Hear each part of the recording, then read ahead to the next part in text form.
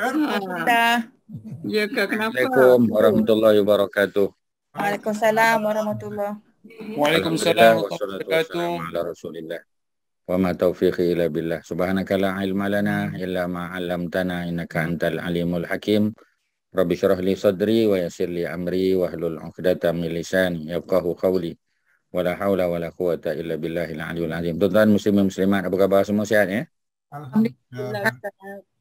Alhamdulillah. Jadi kalau kita sihat semua, Alhamdulillah. mudah-mudahan kita dapat mengikuti program malam ni dengan baik. Dan kita sambung kitab Bulughul Maram ya. Ustaz akan share screen. Kebanyakannya dah ada kitab insya-Allah. Masih ada yang belum ke? Masih ada belum ada kitab? Ada ramai lagi belum ada Ustaz. Ustaz, saya tak. Ramai itu dia tak boleh kata ramai, dia berapa orang. Sebab zaman ni kita kena pakai fact and figures. How many percent? 20% ke? 10%? Kalau 5% tak ada, tak apalah. Tapi kalau sampai 50% tak ada, tu ya, Ustaz kena share screen aja lah. Ada berapa ramai lagi yang tak ada? Yang tak ada. Tak ada Ustaz. Saya tak ada. Sebab rasanya cuba apa kita panggil, sebab ada tempat-tempat lain yang dapat pula ya. Mungkin bukan melalui Shopee kot, melalui kedai-kedai lain kot. Yang mungkin ya, kedai-kedai itu tak duduk dekat apa dia? Dia going to start printing Ustaz. Memang dia dah stop printing and they are going to restart printing. Dia akan mula printing balik. They said they're going to print again. Doing printing tu lambat lah. Itu semua publisher akan cakap macam tu. Jadi sekarang ni, oleh kerana kedai buku, dia mudah aja tuan-tuan dan puan-puan. Dengar Ustaz cakap. Jangan cari kedai buku Kuala Lumpur, Seremban, KL memang tutup ya. Kedai buku yang buka ni macam kat Ipoh. Ya, Ipoh buka. Ya. Perlis tu buka. Dia orang ada bekalan kitab ni. Jadi cuba mungkin Kak Mai ke ataupun siapa-siapa tolong cek kedai-kedai buku di luar Lembah Kelang. Ya, di Lembah Kelang kedai buku tutup. Ya, tapi tempat-tempat lain yang sudah masuk fasa 2 ya, dia orang dah buka dah. Jadi cuba dapatkan daripada Ipoh ya, daripada jadi dia memang boleh ya, dia sebab kedai buku buka dan dia boleh buat penghantaran. Fahamnya apa Ustaz sebut tu? Ya. Sudah diusahakan Ustaz, memang tak ada. Macam mana? Sudah diusahakan, memang tak ada. Sudah diusahakan, memang tak ada. Kedai mana? Yeah, they said they've been checking from. They said they have been. Yeah, dia kata my bookstore that I check, dia kata dia cari dekat other states pun tak ada. That's what I get from my info from my. Macam tadi lah. Jangan terima bulat-bulat. Jangan terima bulat. Ustaz yakin buku tu ada dekat kedai-kedai lain di luar Lembah Kelang. Ada insya-Allah. Ya. Usahakan lagi ya. Macam mana? Boleh Ustaz tolong share screen lah untuk malam ni Ustaz. Boleh, tak ada masalah. Tapi macam tadilah ya. Kalau buku tu boleh diusahakan, memang Lembah Kelang memang tak ada. Ya, luar sebab ada kelas tempat lain yang Ustaz dia beritahu dia dapat ya, dia orang dapat buku tu. Ya, baru beli ya. Dalam 1-2 minggu ni baru beli. Mereka lebih lambat daripada kita. Ya, jadi tolong dicek lah ya. Okey, ya. Ustaz tak dengar, ya. Tak, kalau buku Bulughul Maram tu dengarlah. Sama. Ada lain buku lain lah dia punya publisher. Publisher dia lain, dia punya ni tak ada penerangan, dia tak ada. Kena cari yang sama macam ni sebab supaya penerangan dia ni sama sebiji-sebiji. Jadi supaya kita standardize. Kalau tuan-tuan dan puan-puan pakai kitab lain, Ustaz tahu ya. Ada ustaz-ustaz lain pakai kitab lain ya, tapi dia tak sama. Jadi jangan ni.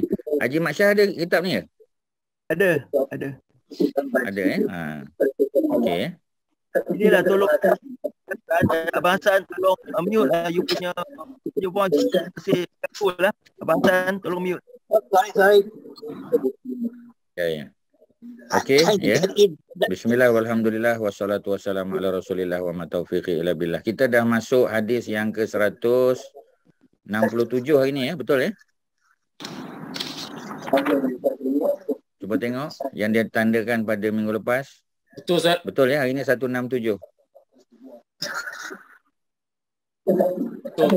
Betul. Biasa muka surat 90. Hadis ke berapa? 167. Tu 167, Ustaz. 167 betul, Ustaz. Ya, alhamdulillah. Wa indahuma min hadis Jabir. Ya, wa indahuma. Maknanya hadis ini daripada kedua-dua mereka.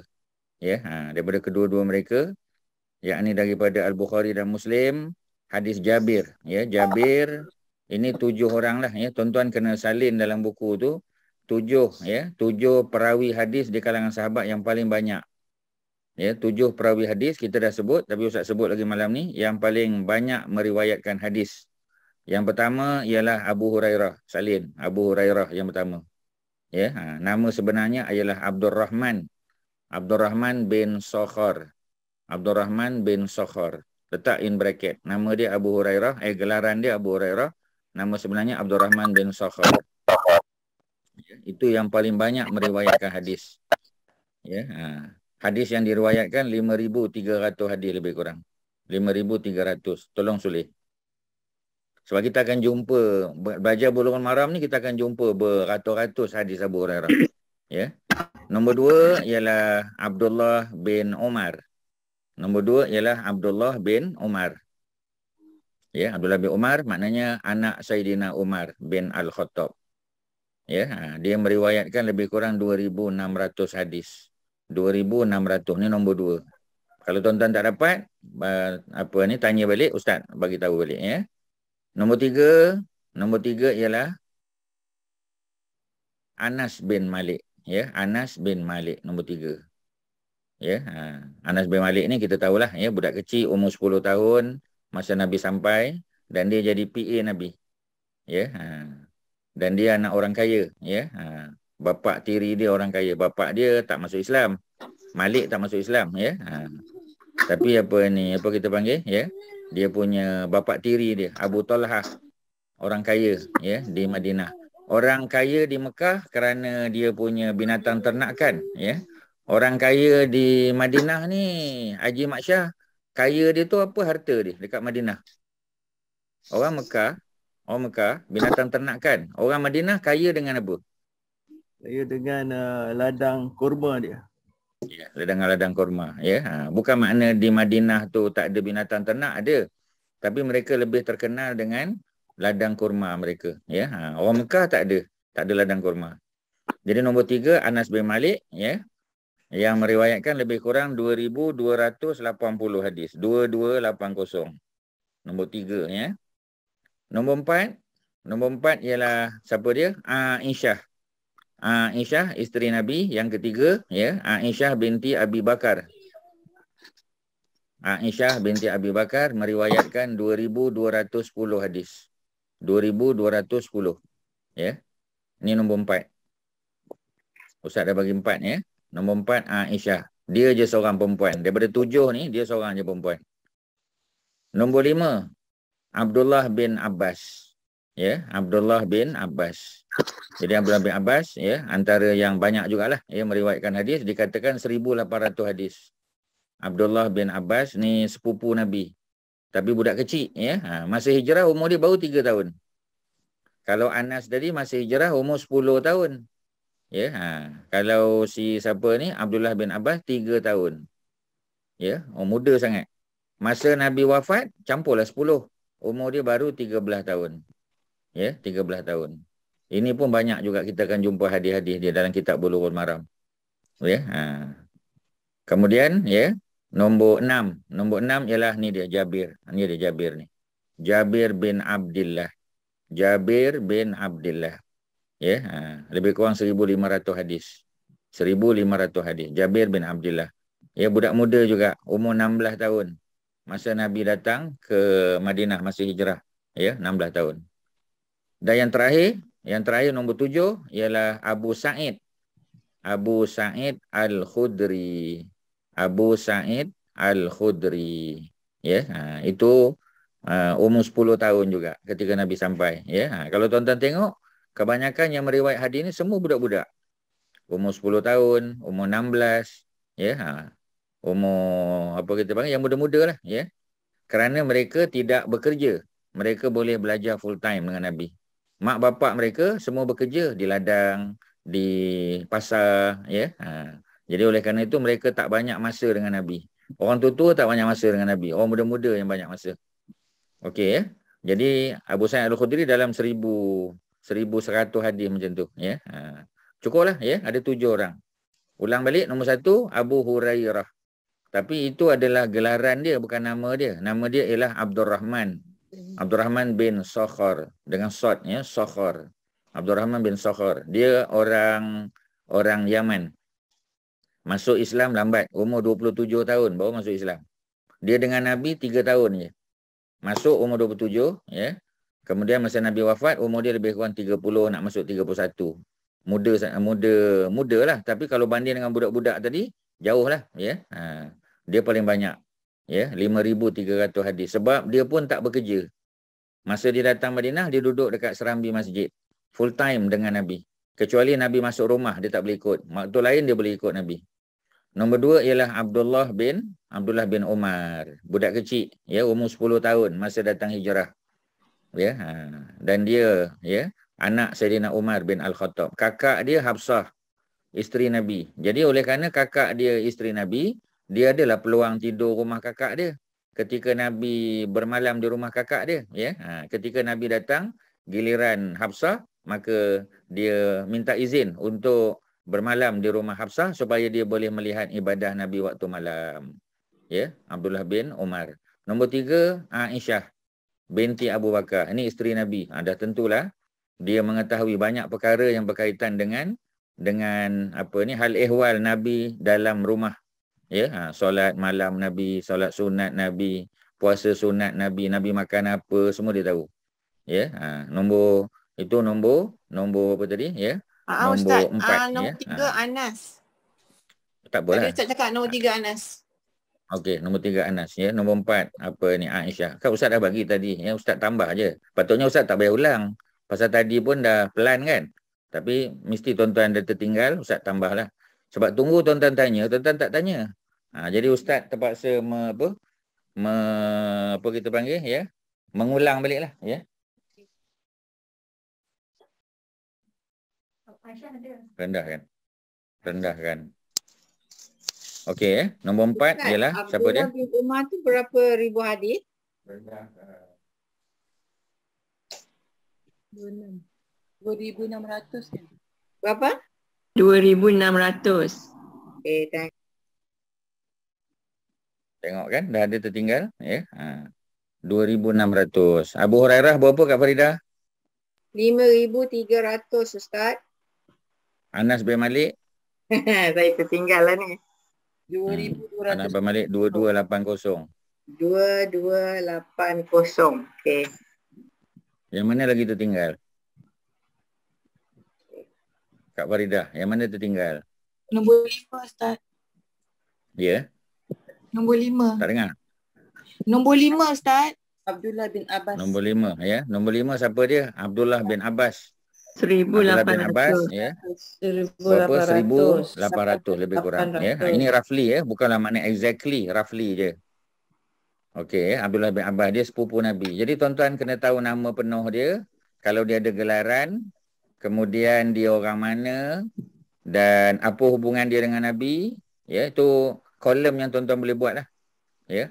Nama dia, gelaran dia. Nombor 1 nama dia, nombor 2 gelaran. Nombor 3 apa hubungan dia dengan Nabi. Nombor 4 dia duduk mana, Mekah, Madinah, asal daripada mana. Ya, nombor 5, ya, berapa banyak hadis yang diriwayatkan. Okey, ya, itu cerita dia. Jadi paling kurang ada 5 kolom lah, ya. 5 kolom untuk biografi dia. Nama dia, kemudian gelaran dia, kadang-kadang tak ada gelaran, ya. Nombor 3 ialah dia berasal daripada mana, ya. Orang Yaman ke, orang Mekah ke, orang Madinah ke, ya. Nombor 4, apa hubungan dia dengan Nabi. Nombor 5, berapa banyak hadis yang diriwayatkan. Itu minimum lah, ya. Boleh detailkan lagi, tapi itu cukup lah tu. Contoh macam nombor 1, Abu Hurairah. Itu gelaran, bukan nama dia. Nama dia Abdurrahman bin Sakhar. Ya, nama dia Abdul Rahman bin Sakhar. Kemudian dia punya asal daripada Yaman.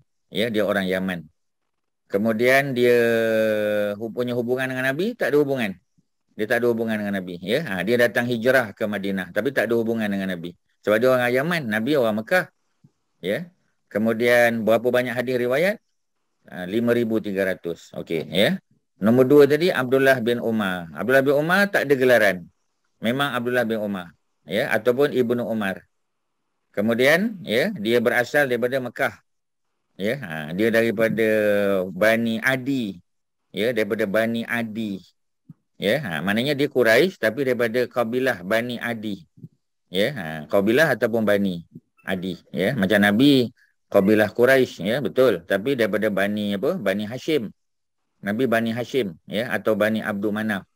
Ya, jadi dia punya apa? Bilangan hadis yang diriwayatkan 2,600. Dia pun datang hijrah ke Madinah juga, ya. Apa hubungan dia dengan Nabi? Apa hubungan dia dengan Nabi tadi Kak Faridah? Hubungan Dia Abdullah bin Umar dengan Nabi. Dia adik ipar Nabi. Dia adik ipar, ya, adik ipar Nabi, betul, ya. Okey, ya. Kemudian kita ada nombor 3, ya, Anas bin Malik. Apa hubungan dia dengan Nabi? Tak sebut lagi kan? Apa gelaran dia? Dia tak ada gelaran. Memang Anas bin Malik juga. Ya, jadi kalau tak ada gelaran kita skip je lah. Apa dia? Macam PA Nabi masa siang. Dia jadi PA Nabi, betul. Hubungan keluarga maksudnya. Hubungan keluarga. Tak ada lah Ya, kan. Jadi kalau kita tengok hubungan keluarga dengan Nabi, apa hubungan dia, ya? Kalau kita tengok hubungan dia, kita akan tahu bahawasanya dia punya apa, ya? Dia punya hubungan keluarga dengan Nabi ialah apa kita nak panggil, ya? Mungkin kita boleh kata sebab mak Anas bin Malik tu, mak Anas bin Malik adalah ibu saudara Suswan. Betul. Ibu saudara Suswan. Jadi kalau Anas dengan Nabi, kita nak panggil apa? Tak Faridah. Okay. Kalau Ustaz nak cakap kepada mak saudara tapi sebab mak dia tu ibu saudara Suswan. Ya. Jadi macam Nabi dengan dia tu macam sepupu jugalah, sepupu. Tapi sepupu daripada Suswan. Sepupu disebabkan Suswan. Ya. Sepupu disebabkan Suswan.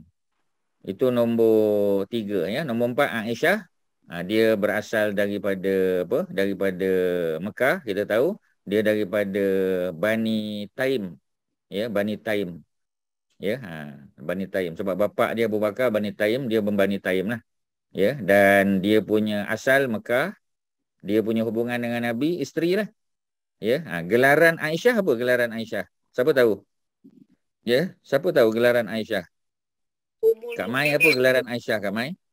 Nabi ni Aisyah ni dipanggil sebagai apa gelaran yang popular? Nabi panggil dia apa? Humairah. Dia panggil Humairah. Humairah. Ya, bukan Humairah. Ya, kalau Humairah adalah apa kita panggil, ya?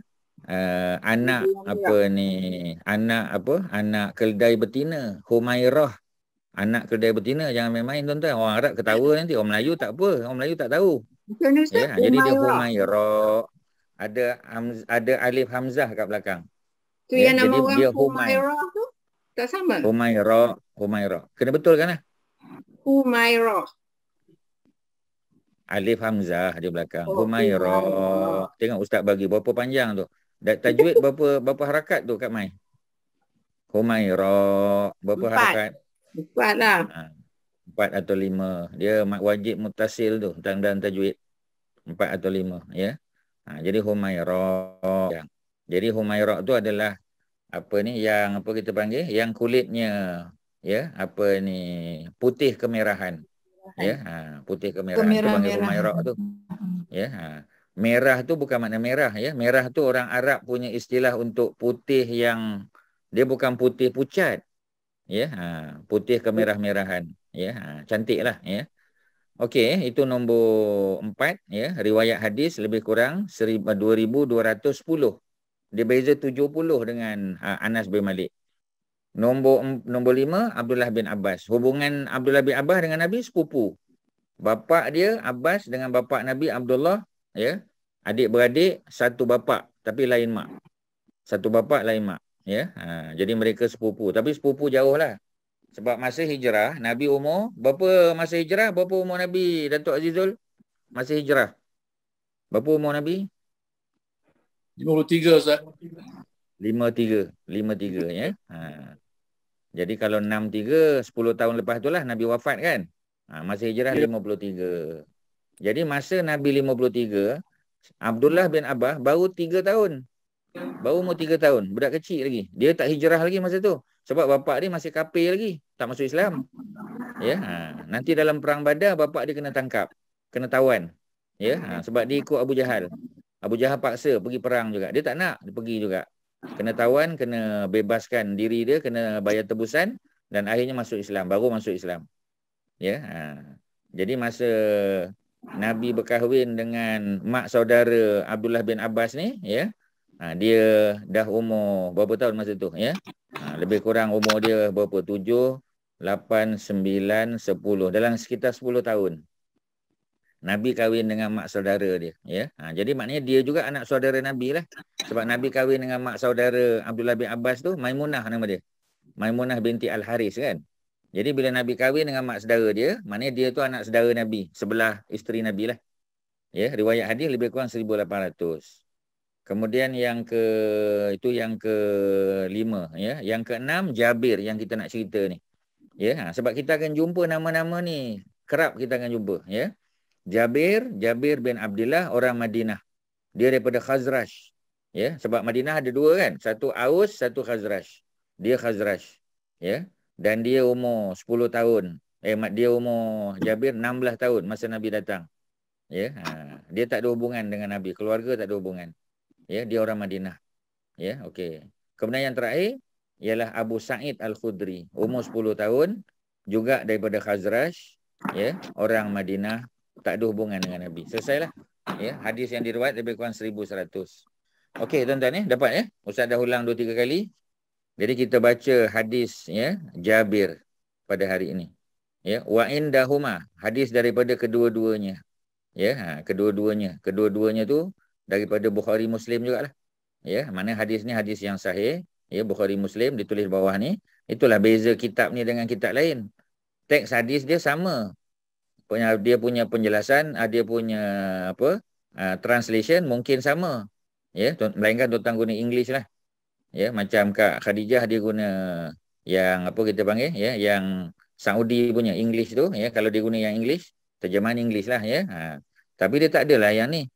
Ya, perawi dah dia bagi tahu lah darjat sahih okey. Ya, maksudnya apa, huraiannya, dari segi hukum, ya. Yang tu tak sama macam kitab ni, ya. Tapi tak ada masalah lah, ya. Tuan-tuan boleh je guna buku tu.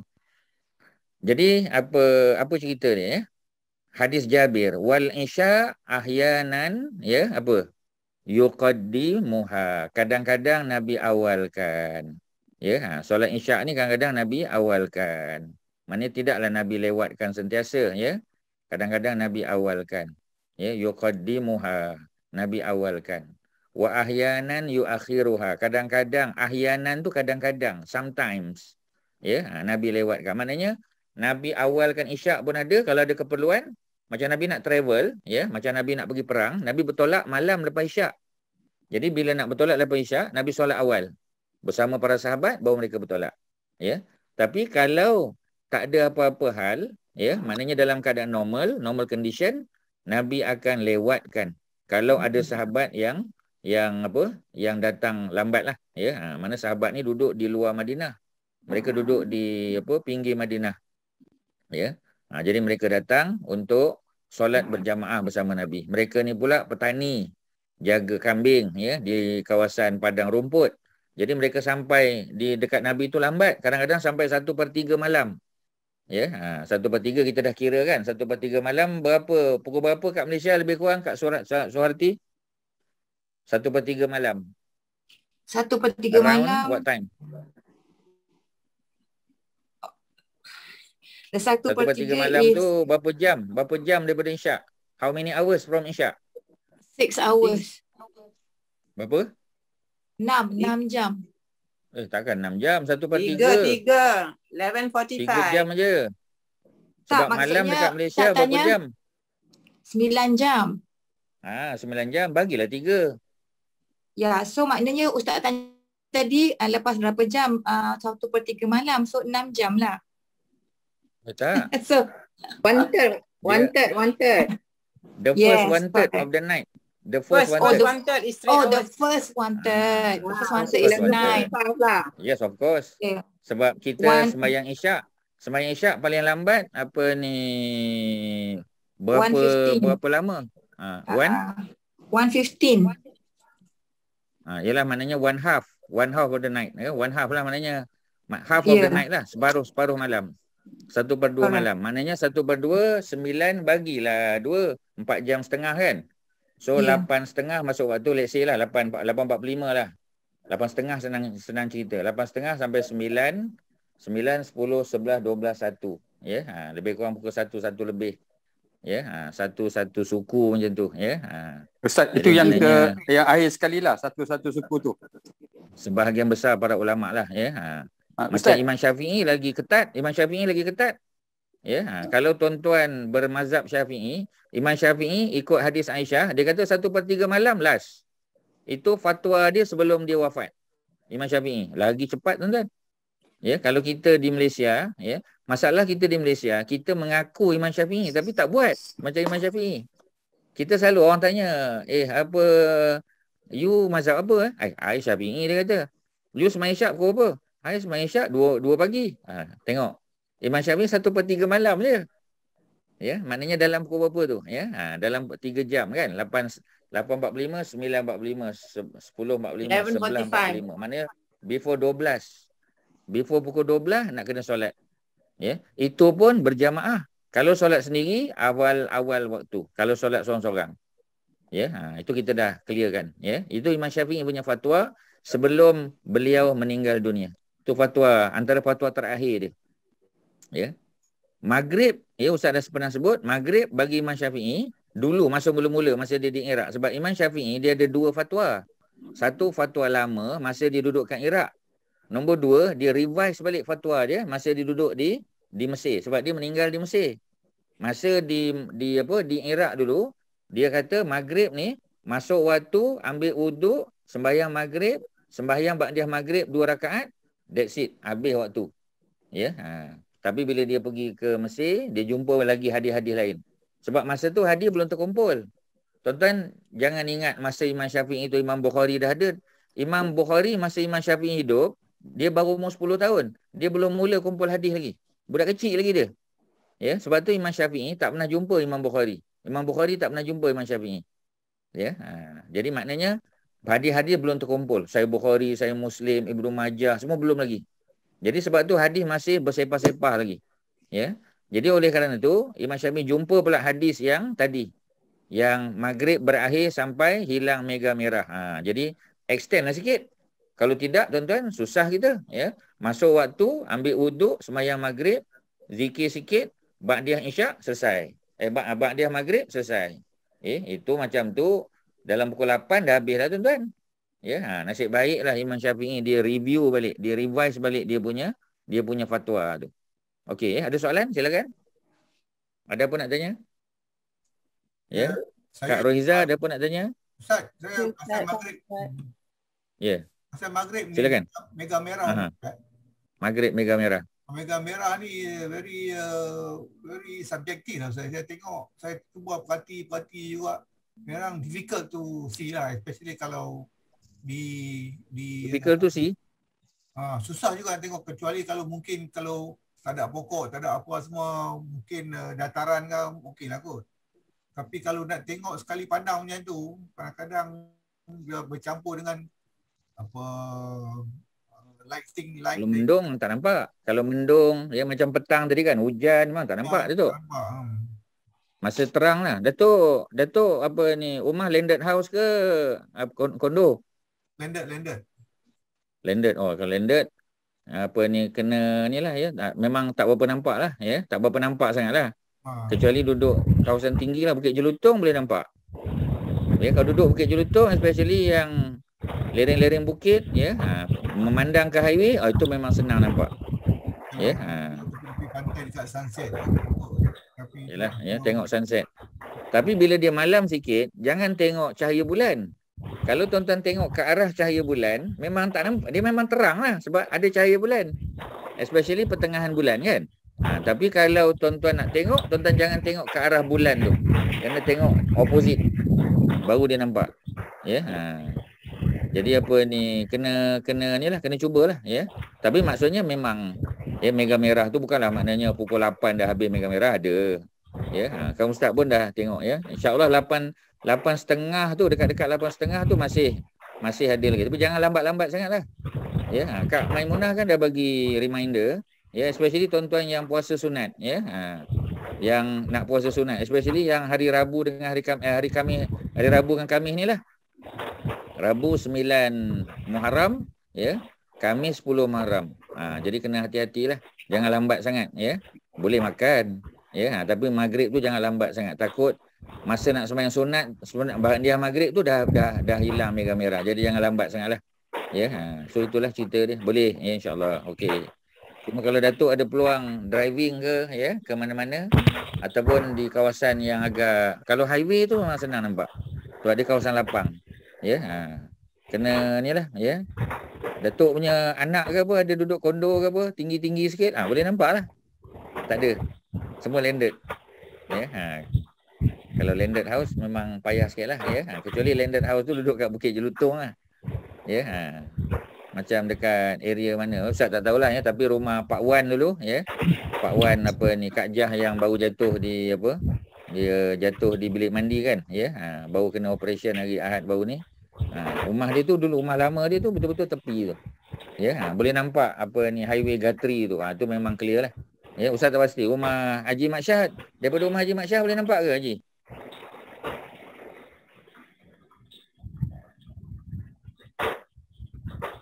Boleh nampak tak? Kerana rumah kita ataupun boleh nampak?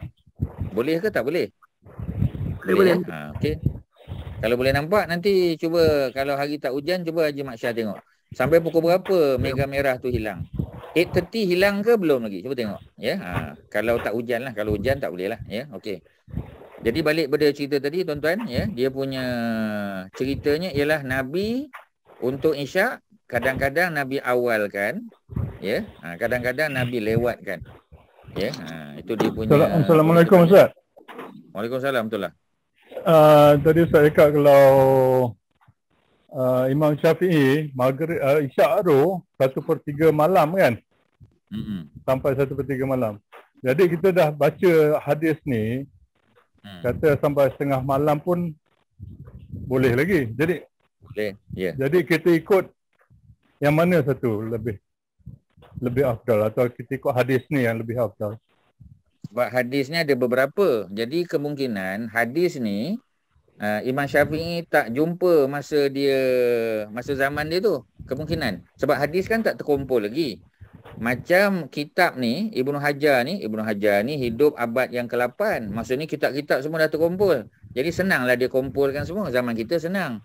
Ya, jadi ada kemungkinan, kita tak katalah ya, tapi ada kemungkinan ya, Imam Syafi'i tak jumpa satu. Yang kedua, kemungkinan Imam Syafi'i melihat hadis yang 1/3 tadi lebih kuat berbanding dengan hadis ni. Kemungkinan ya. Sebab tuan-tuan kena ingat, hadis ni memang Sahih Bukhari Muslim. Tapi zaman Imam Al-Bukhari, hadis Bukhari Muslim ni tak ada lagi. Macam Datuk Osman faham tak Ustaz sebut ni? Okey ke tak? Dia masa Syafi'i meninggal, dia orang baru muda je kot. Budak-budak lagi ya. Imam Syafi'i meninggal tahun 204. Imam Bukhari lahir 194. 10 years before Imam Syafi'i meninggal. Jadi dia tak pernah jumpa. Kitab ni pun tak ada lagi. Sebab itu para ulama pada masa tu dia buat penilaian, evaluation pada hadis mengikut kepakaran dia masing-masing. Jadi sebab itu kemungkinan Imam Syafi'i menganggap hadis 1/3 tu yang lebih kuat. Tapi zaman kita ya, sebab itu para ulama Islam dia review balik macam Imam Nawawi. Dia pun mazhab Syafi'i. Tapi dia review. Dia review balik, dia revise balik ya. Dan fatwa-fatwa yang terbaru lah yang kita pakai. Sebab itu tabung haji dulu suami isteri ya bersentuh masa tawaf, batal tak batal? Dulu 20 tahun lalu batal tuan-tuan. Batal. Tapi sekarang ni batal ke tak batal? Tak batal. Tak batal tuan-tuan. Pasal apa pula kita lawan Imam Syafi'i? Kita tak lawan.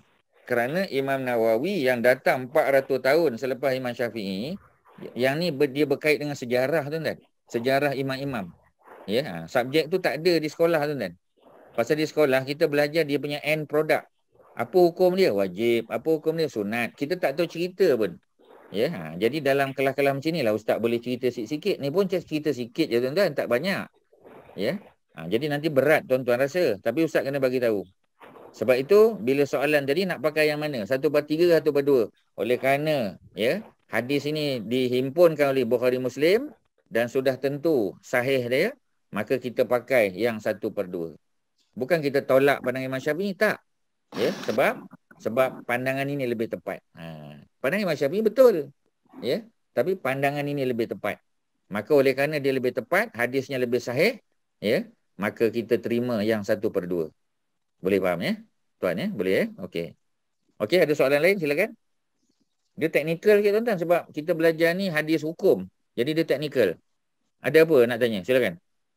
Ustaz kata Bukhari dengan ni dia mana dia he was born after Syafi'i dah meninggal. Betul Ustaz? 10 years before.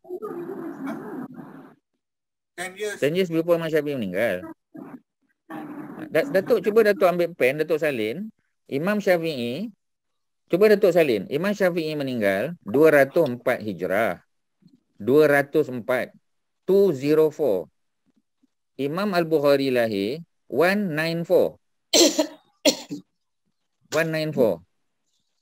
Takkanlah 194 after 204. Ya, sebab tu Ustaz kata Imam Al-Bukhari lahir 10 years before Imam Syafi'i meninggal. Before. Jadi masa dia meninggal, berapa umur? Masa Imam Syafi'i meninggal, berapa umur Al-Bukhari? 10 tahun. Masa tu dia dah mula tak kumpul kitab hadis? Belum. Budak kecil lagi, 10 tahun. Ya, dia baru habis menghafal Quran. Dia baru mula nak belajar hadis. Belum kumpul lagi. Ya, belum kumpul lagi. Jadi maknanya masa dia siap kumpul hadis ni, Imam Bukhari ni, ya, dia siap masa umur dia 26 tahun. Meaning, ya, 16 years after Imam Syafi'i meninggal, baru kitab dia siap. Macam mana Imam Syafi'i nak rujuk kitab dia? Tuan-tuan faham ya? Ini kronologi tuan-tuan. Ya, dia panggil time sequence. Ya, the concept of time sequence macam tu. Boleh ya? Kalau tuan-tuan tak faham, Ustaz terangkan balik. Tak apa. Silakan. Ada apa tak faham? Kak Suharti ada apa? Faham Ustaz. Ya, alhamdulillah. Terima kasih. Ya. Apa Kak Nurul? Ada ke Kak Nurul malam ni? Ustaz, senang je Ustaz. Imam Syafi'i. Faham Ustaz, faham. Ustaz, Imam Syafi'i ini sebenarnya tak jumpa hadis-hadis yang baru-baru lagi yang later. Dia jumpa yang apa yang dia jumpa je. Tak sempat dia nak tahu semua. Dia dah wafat. Tapi tak juga. Sebab kalau tuan-tuan kenal Imam Syafi'i, ya, susah tuan. Sebab macam mana nak cakap? Pasal kita tak kenal Imam Syafi'i. Ya. Tuan-tuan tak baca, minta maaf ya, jangan tuan-tuan rasa ni pula ya. Tuan-tuan kalau tuan-tuan baca sejarah hidup Imam Syafi'i, tuan-tuan akan tahu kebanyakan hadis ni dia dah jumpa semua. Cuma dia punya evaluation of the hadis. Evaluation of the hadis. Ya. Evaluation tu lah yang berbeza-beza. Ya. Jadi dia jumpa tak? Mungkin dia jumpa. Sebab tu saya kata tadi, kemungkinan dia tak jumpa. Tapi most probably dia jumpa. Cuma bagi dia, hadis yang 1/3 tu lebih kuat. Bagi dia pada masa tu. Pada tahun 204 sebelum dia meninggal tu. Ya. Yang hadis yang kata 1/2, ya, kurang. Ya. Itu dia punya, apa kita panggil? Ya. Itu dia punya pandangan dia. Tetapi, macam tadilah, ya. Cuba tuan-tuan tengok ni. Hadis yang cerita ni ya. Ada hadis Muslim saja, ya. Yang bawah sikit, ya. Yang cerita tentang apa tu, ya, yang cerita apa kita panggil dia lewatkan tu, ya. Ini apa ni Bukhari Muslim, ya. Jadi ini zaman selepas tu ada penilaian balik. Tapi zaman Nabi, sebab benda ni teknikal apa Cap, ya. Cuma ustaz harap tuan-tuan jangan kata sebab susah sikit, ya.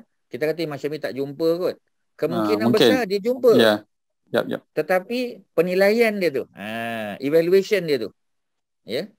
Jadi pada masa tu evaluation dia yang 1/3 tu lebih kuat. 1/2 tu kurang. Tapi ulama-ulama yang datang kemudian, ya. Ustaz, and the evaluation is based on the keadaan of the society also, isn't it, Ustaz? Betul lah, termasuk, ya. Tapi the knowledge about the narrators, Imam Syafi'i ni tuan-tuan, ya, dia berjalan semua dah. Imam Syafi'i ni antara ulama yang well travel, tuan-tuan. Dia cuba bayang, tuan-tuan, dia lahir dekat Palestin. Ustaz cerita sikit, ya. Dia lahir di Palestin. Ya, di Gaza. Kemudian masa umur 2 tahun dia balik ke Mekah, besar di Mekah, belajar dengan semua ulama Mekah. Sampai umur 15 tahun dia pergi ke Madinah, belajar dengan Imam Malik selama 14 tahun. Habis semua Imam Malik punya fatwa-fatwa tu semua dia kuasai. Ya, dan pada masa tu dia jumpa juga dengan ulama-ulama lain dalam mazhab Abu Hanifah. Lepas Imam Malik meninggal, dia pergi Yaman, belajar kat Yaman pula, dia kena tangkap. Sebab dia dituduh nak gulingkan sultan pada masa tu, Harun Ar-Rasyid. Kena tangkap, pergi ke Iraq. Adalah dia punya apa kita panggil, dia punya hikmah dia. Sampai di Iraq dia bebas sebab dia tak salah.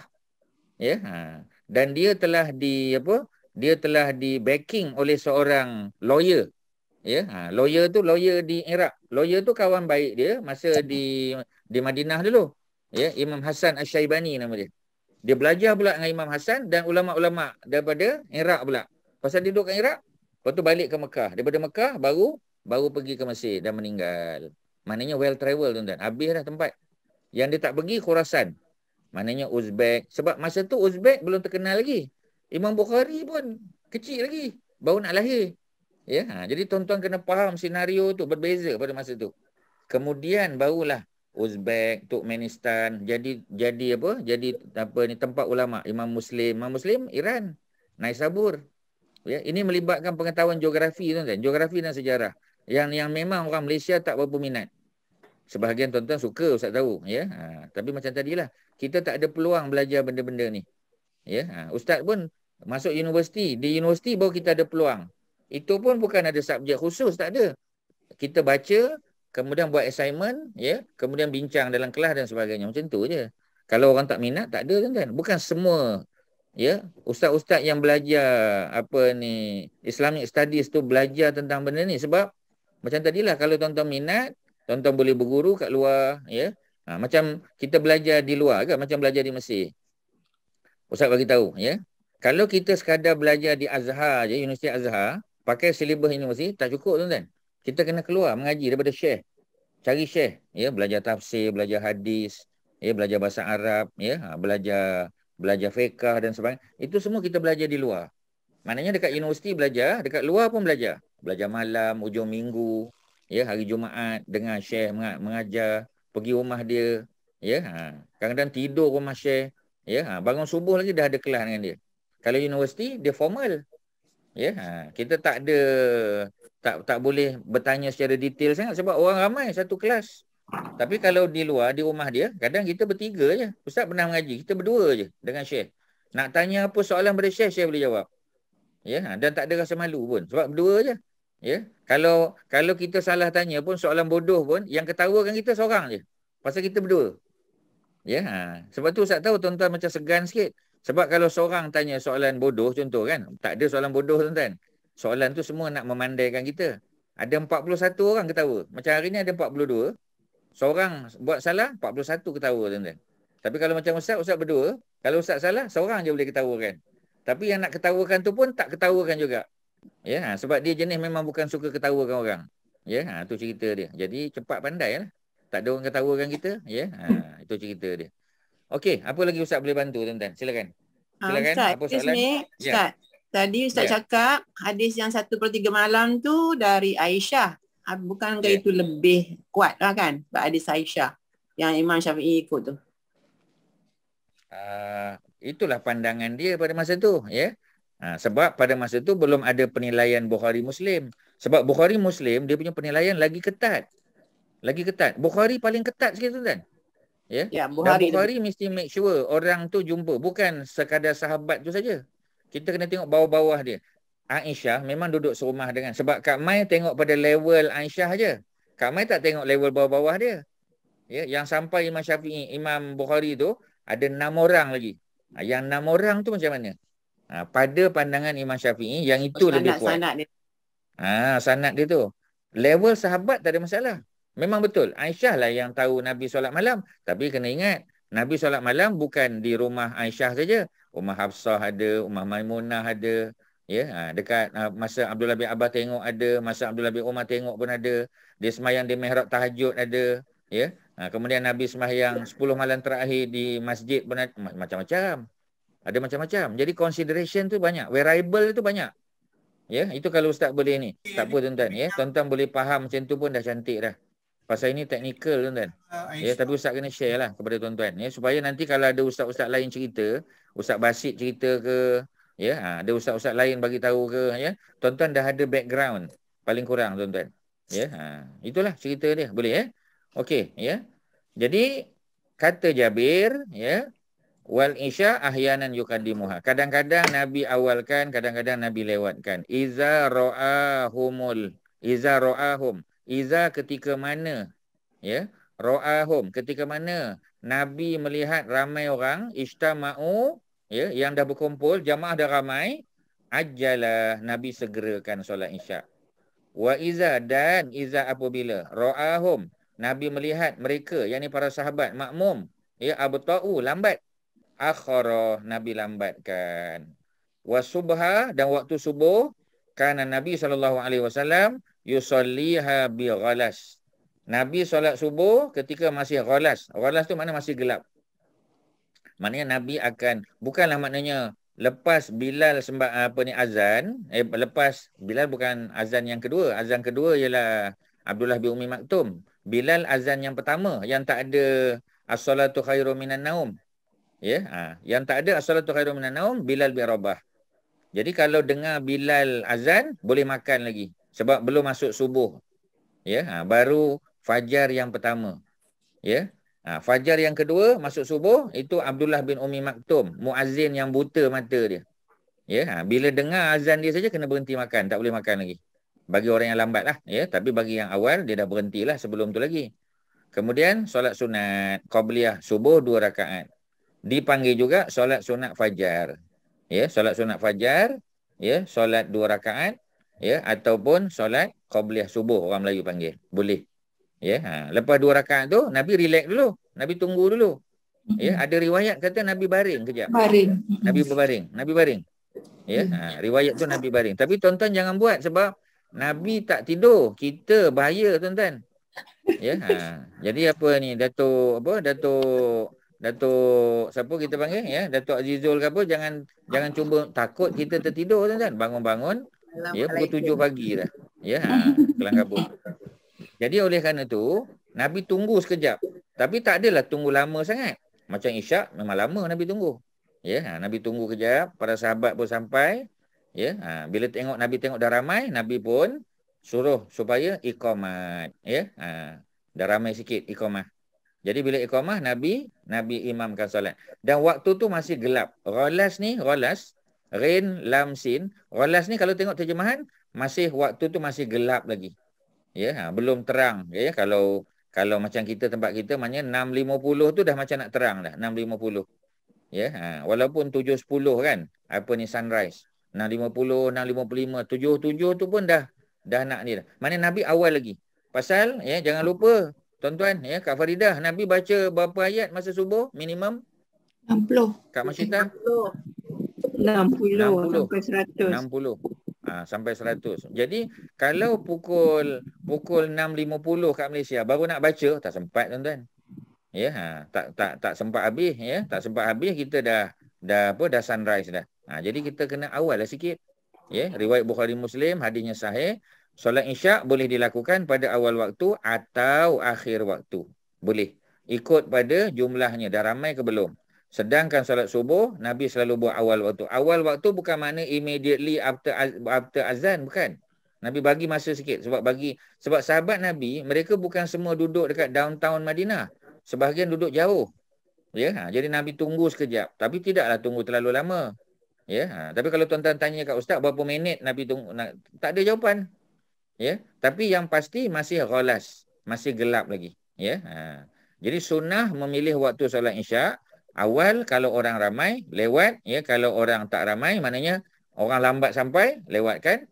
Dan subuh di awal waktu. Kalau Nabi nak travel, Nabi cepatkan Isyak. Kalau Nabi tak ada travel mana-mana, Nabi lambatkan. Ya, selesailah tuan-tuan. Itu hadis yang ke-167. Okey, ya, boleh ya. Okey, kalau boleh kita sambung satu hadis lagi. Wali Muslim. Ni Imam Muslim. Tadi Bukhari Muslim, ni Muslim saja. Ya. Mana lebih kuat? Tadi ke ini? Lebih kuatlah tadi. Ya, pasal tadi Bukhari Muslim. Ini Muslim saja. Daripada hadis Abu Musa. Siapa Abu Musa? Abu Musa Al-Asy'ari. Dia ni ya orang Yaman, macam Abu Hurairah juga. Ya, dia macam Abu Hurairah, orang Yaman. Ya. Fa aqamal fajar hinan syaqqal fajar. Ya, jadi Nabi berdiri untuk solat ya fajar. Solat fajar maknanya solat subuh. Ya. Istilah orang Saudi ya, orang Mekah ya, fajar tu ialah subuh. Kita di Malaysia panggil solat subuh. Orang sana panggil solat fajar. Ya, solat yang sama. Bukan sunat fajar. Kalau sunat fajar yang qabliyah subuh. Ini fardu fajar tu. Ya, ketika mana insyaqqal fajar. Ya, ketika mana ya fajar ya, fajar tu dah nampak. Ya, kalau nanti kita baca akan datang ya. Kalau tuan-tuan mungkin Cap Syahrum boleh cerita lebih detail lah ya. Sebab kalau yang azan mula-mula tu ya, kita nampak cahaya tu macam ekor serigala berjuntai. Ya. Tapi kalau kita tengok fajar dah masuk ya, dia dah melintang dah nampak cerah dah. Kita nampak dah horizontal dah ya. Okey, thank you. Jadi sedangkan hampir sebahagian manusia tidak dapat saling kenal. Maknanya ya, ketika solat subuh tu masa mula-mula angkat takbir Allahu Akbar ya, annas wannas, manusia la yakadu ya'rif, hampir-hampir tak mengenal ba'duhum ba'dun, satu sama lain tak kenal. Sebab apa? Sebab masih gelap, tak perasan siapa sebelah dia. Ya, tu cerita dia. Jadi sunnah memilih waktu solat subuh pada awal waktu. Ya. Ustaz, ada salah printing kot. Yang 168 tu. 168 dari hadis should be Abi Musa, dia tulis tu Nabi Musa. Abi. Nak bawah dia yang Rumi tu. Okey. Okey, terjemahan dia Nabi ya. Sebenarnya Abi ni ya, betul. Terima kasih. Abi Musa Al-Asy'ari, bukan Nabi ya. Silap ya. Okey, selesai. 169. Tuan-tuan kalau ada soalan tanya ya. Ya. An Rafi' bin Khadish. Ni dia Rafi' bin Khadish. Ya, Ustaz dia sebut hari tu Rafi' bin Khadish. Rafi' bin Khadish ni ialah seorang budak kecil juga. Umur 12 tahun masa Nabi datang hijrah. Umur 12 tahun. Tetapi ya, dia pandai memanah. Ya, dia ni archer lah ya. Pandai archery. Jadi ketika perang Badar dia tak boleh pergi. Sebab masa perang Badar ya, tahun 2 hijrah, dia baru 14 tahun. Nabi tak bagi pergi. Minta maaf Ustaz. Saya nak tanya tu. Saya nak clarify tentang solat fajar tu, solat sunat fajar. Let's say kita bangun pukul 6.30 pagi, kita boleh buat sunat fajar juga Ustaz? Ke macam mana? Boleh. Tak apa masalah dia boleh. Saya ingat okey faham. Terima kasih. Sebab kita tak ada cerita sunat dia sebenarnya ya. Kita cerita solat dia, maknanya boleh lah. Ya, cuma macam tadilah, jangan lewat sangatlah ya. Sampai kita solat subuh tu sampai matahari dah nak terbit. Walaupun masih sah. Ya, tetapi Nabi tak buat macam tu. Nabi awal sikit. Ya, kalau 6.30 tu masih gelap, masih boleh. Ya, masih gelap. Jadi boleh tak qabliyah dulu 2 rakaat, kemudian solat subuh 2 rakaat boleh. Sebab masih gelap ya. 6.45 tu masih gelap. 6.45 masih gelap. 6.50 masih. 6.55 ya, kalau sekarang ni dia dah mula tak percaya, tengok pagi esok ya. Tuan-tuan kena selalu tengok kat luar. Ya, tuan-tuan jangan berkurung di dalam rumah ya. Buka tirai tu ya, buka tingkap ke buka apa, cuba tengok. Ya, cuba tengok supaya bila kita baca hadis, kita dalam kepala tu kita dah dapat sebab kita dah biasa tengok. Ya, sebab kalau tidak nanti tuan-tuan kata, tak ada pula nampak sebab kita tak biasa tuan-tuan. Ya, Nabi selalu berinteraksi dengan alam. Sebab tu Nabi tengok bulan, Nabi selalu. Ya. Malah Nabi ziarah kubur malam tuan-tuan. Pasal siang orang sibuk tanya Nabi nak kena jawab soalan, Nabi nak mengajar sahabat. Jadi kalau malam tu masa untuk Nabi. Ya, Nabi berehat sekejap je. Jadi Nabi pergi ke kubur waktu malam. Tapi tuan-tuan janganlah pergi, ya. Cuma nak bagi tahu Nabi pergi. Ya. Even kalau kita pergi ke Madinah, ya. Apa kita panggil? Pegawai polis tu tak benarkan kita masuk kubur Baqi' itu di waktu malam, tak boleh. Yang boleh lepas asar boleh, lepas subuh boleh. Malam tak boleh. Kita kata, berdasar pada hadis Nabi pergi malam. Dia ketawakannya kita. Ya, sebab apa? Sebab dia takut kita buat khurafat kat situ. Ya, itulah cerita dia. Jadi oleh kerana itu dia suruh kita pergi waktunya saja. Ini orang lelaki, ya, perempuan tak boleh masuk lah. Perempuan boleh tengok daripada jauh je lah. Okey, jadi Rafiq bin Khadish, ya, dia masa perang Uhud, umur dia dah 15. Ya, tuan-tuan kena tahulah, ya. Nabi hijrah, 2 tahun lepas tu perang Badar. 3 tahun lepas tu perang Uhud. Paling kurang tuan-tuan tahu 2 ni cukup lah. Perang Badar, perang Uhud.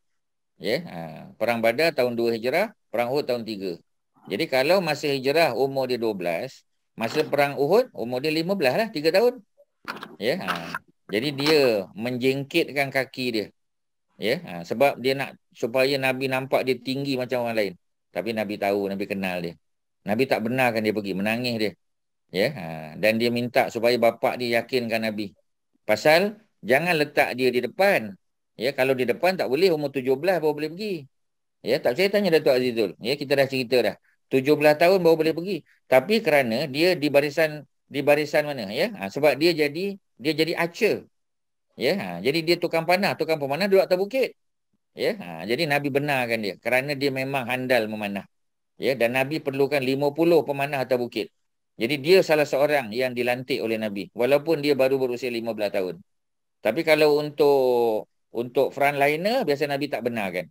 Ya, itu Rafiq bin Khadish, dia orang Madinah. Ya, orang Madinah, Khazraj. Dia tak ada hubungan dengan Nabi. Ya. Qala, dia kata, kunna nusalli al-maghrib ma'a Rasul. Kami pernah solat. Okey, ni kalau Kak Masyita cuba tengok kunna. Kalau kun tu saya. Kalau kunna kami. Kami dulu, ya, we used to, kami biasa nusalli sembahyang maghrib ma'a Rasulullah sallallahu alaihi wasallam fayan sarifu ahaduna. Ketika habis solat, sebab solat maghrib Nabi baca pendek. Kadang-kadang Nabi baca qul ya ayyuhal kafirun. Nabi pernah baca qul wallah, pendek maghrib. Ya, sebab waktunya memang sangat singkat. Ya. Jadi selepas habis solat, fayan sarifu ahaduna. Ya, fayan sarifu. Maka salah seorang daripada kami telah bergegas pulang. Ya, dia pun pulang balik. Wa innahu la yubsiru mawaqi'an nablihi. Ya, jadi maknanya kalau dia panah, ya, sebab Rafiq ni kaki panah, pemanah. Kalau dia keluar dari masjid, dia panah, ya, panah tu jatuh ke satu tempat, anak panah tu kita boleh nampak dia kat mana jatuh. Maknanya apa tu, Kap Syarum? Maknanya apa tu? Masih boleh nampak. Masih boleh nampak lah, masih ada cahaya matahari mungkin lagi. Maknanya ya, maknanya masih terang lagi. Masih terang lagi. Ya, masih terang. Maksudnya Nabi buat apa tu? Nabi awalkan solat maghrib, tuan-tuan. Nabi awalkan solat maghrib. Ya. Sebab masih lagi nampak. So maknanya maghrib jangan lama-lama. Dan maghrib jangan lewat, ya. Kecuali ada urusan lah. Ada urusan tu lain. Ya, itu cerita dia. Jadi mawaqi' maknanya tempat nablihi. Nabal tu ialah anak panah tu. Ya, dia panah, anak panah tu jatuh, mestilah jauh kan? Still nampak anak panah tu jatuh kat mana? Tercacat dekat mana? Menunjukkan bahawasanya masih terang lagi, belum lewat sangat. Maknanya bukan 8:30 lah. Ya, maknanya Nabi solat masuk waktu macam kita 7.40, 7.45, ya, 7.50 tu masih cerah lagi, tuan-tuan. 7.50, ya, atau 7.55. Mana Nabi tak ambil masa panjang sebab Nabi baca surah-surah pendek dalam juzuk Ammar ketika solat maghrib. Muttafaqun alaihi, perkataan muttafaqun alaihi ini in English, ya, agreed upon by Al-Bukhari and Muslim. Itu makna muttafaqun alaihi. Ya, hadis yang sahih Nabi solat maghrib di awal waktu, sunnah memilih waktu awal untuk melakukan solat maghrib. Apa soalan tuan-tuan? Silakan. Apa nak tanya kalau ada lah. Ya, Assalamualaikum Ustaz. Maksudnya Waalaikumsalam. Nabi baca yang 60 ayat tu cuma masa subuh sajalah ya? Betul. Lah. Ingatkan tiap-tiap fardu. Tiap fardu tak. Mana ada kan kita cakap kan subuh. Kan kita Subuh. baca ayatnya tu. Sajadah. Ya. Kita dah baca tu kan. Ya. Okey, kita dah baca hadis dia tu ya. Tak apa kalau terlupa kita tengok balik ya. Ni hadis dia. Solat subuh ketika seseorang dapat mengenal orang di sebelahnya, dan biasanya baginda membaca 60 sampai 100 ayat. Solat subuh. Ni cerita solat subuh ni ya. Tapi bukanlah bermakna solat isyak tu baca pendek sangat, tak. Isyak agak panjang. Tapi tidak sepanjang ayat dalam solat subuh. Ya. Yang panjang-panjang kata, macam Nabi tak baca Al-Baqarah ke? Nabi baca tapi solat malam. Ya, solat tahajud itu yang baru baca panjang. Sebab Nabi solat sendiri. Kalau ada siapa nak ikut, terserahlah. Tapi Nabi memang lama. Sebab tu Nabi tidak iklankan untuk solat tahajud secara berjamaah, tak. Kalau kebetulan ada orang nak follow, silakanlah. Itu pun kalau Nabi solat di belakang rumah siapa? Rumah Fatimah. Sebab di situ ada mihrab. Ya, ada mihrab tahajud, tempat Nabi solat sekali-sekala, bukan selalu. Jadi tolong betulkan, itu hanya subuh saja. Jadi solat lain tak apa. Tapi kalau nak baca boleh, tak salah. Ya, cuma subuh tu make sure panjang sikit. Ya, okey, selesai ya. Okey, di bawah. Ya, ada lain. Silakan. Nak tanya ni. Ini bukan nothing to do with solat. Pasal Ustaz touch tadi Nabi pergi kubur waktu malam kan? Ya. Okey, saya pernah terbaca, betulkan saya kalau saya silap ya. Pernah terbaca, memang tak tahu lah memang betul ke tidak. Kalau salah-salah betulkan. Memang betul ke disunatkan kita melawat kubur di waktu malam hari Khamis, malam Khamis, malam Jumaat Khamis malam Jumaat. Betul ke salah kalau saya tak tahu. Tak tahu ya. Saya pernah terbaca lah Ustaz. Sebab tu Ustaz dah banyak kali cakap dengan tuan-tuan. Kalau tuan-tuan baca, take note. Ya. Handphone ada, snap gambar, share dengan Ustaz. Ya. Kalau Ustaz boleh bantu, Ustaz bantu. Ya. Itu je cerita dia. Tapi setakat bacaan Ustaz, ya, kat masjidah tak apa, boleh mute kan. Setakat bacaan Ustaz, tak pernahlah dengar Nabi khususkan Khamis malam Jumaat. Ya. Tapi biasa tak Nabi ziarah kubur waktu malam? Biasa. Tapi bukanlah daripada awal muda-muda tau. Ya, kebanyakan Nabi pergi ziarah malam ni ketika Nabi hampir wafat. Ya, Nabi hampir wafat, masa itulah baru Nabi sering ya ziarah kubur, Nabi doakan ahli kubur. Ya, sehingga pada waktu sebelum solat tahajud, ya, kadang Nabi keluar. Ya, Nabi keluar sebelum sambung solat tahajud lah. Mungkin Nabi dah solat sekejap. Kemudian Nabi berehat sekejap, ya. Nabi keluar pergi sebab kubur Baqi' dengan rumah Nabi dekat sangat. Kemudian Aisyah, ya, bila dia terbangun dia tengok Nabi missing. Ya, dan dia keluar, dia cari Nabi. Dia tengok ada sosok seorang lelaki di kubur Baqi'. Itu Nabi lah, ya. Jadi maknanya hadis tu riwayat daripada Aisyah. Ya, dan Aisyah cerita, ya, aku dapati Nabi hilang, tak tahu ke mana. Jadi dia keluarlah nak tengok kok Nabi di luar, betul. Ya, dan Nabi pulang ya ke rumah, sambung balik tahajud.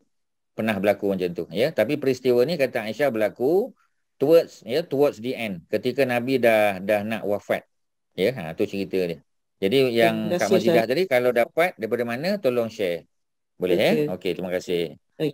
Daripada Aisyah lagi ya hadis. Ini taman Nabi. Ini cerita Nabi solat malam yang dilewatkan sampai separuh malam. Ya.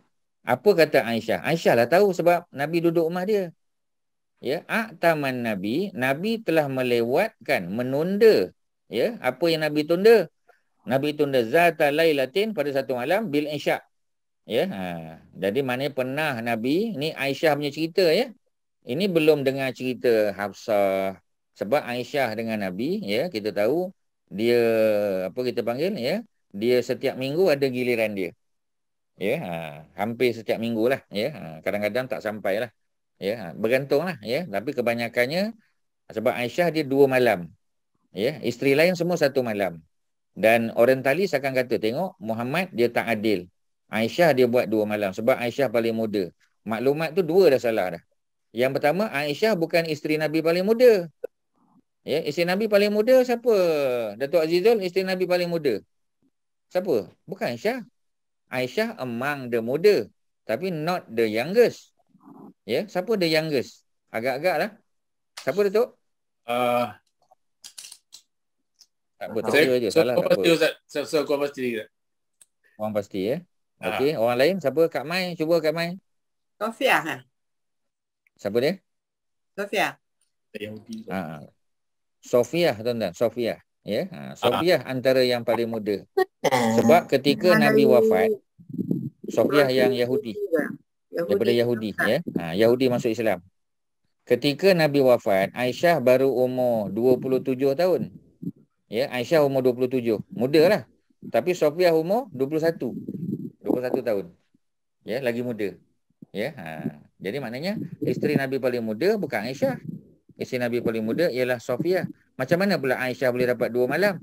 Kerana Saudah dia bagi kepada Aisyah giliran malam dia. Maknanya kalau Nabi datang rumah Saudah, Nabi datang siang. Ya, Nabi tidak bermalam di rumah dia. Malam dia serahkan kepada Aisyah. Itu dia punya, dia apa kita panggil? Ya, dia hibah, dia bagi, ya, giliran dia. Dia wave dia punya giliran malam dengan Nabi. Jadi sebab itulah Aisyah dapat 2. Ya, bukan sebab Nabi favor Aisyah. Ya, tetapi kerana Saudah yang bagi. Kemudian Aisyah bukan isteri paling muda. Nampak tak maklumat-maklumat salah yang berlega? Even kadang-kadang ustaz-ustaz pun cerita Aisyah isteri paling muda. Dan ustaz yakin kebanyakan kita akan kata Aisyah paling muda. Bukan, tuan-tuan. Yang paling muda Sofia. Ya, umur 21 tahun ketika Nabi wafat. Muda sangat, tuan-tuan. Ya. Okey, ada soalan? Silakan. Assalamualaikum Ustaz. Waalaikumsalam, betul lah. Ya.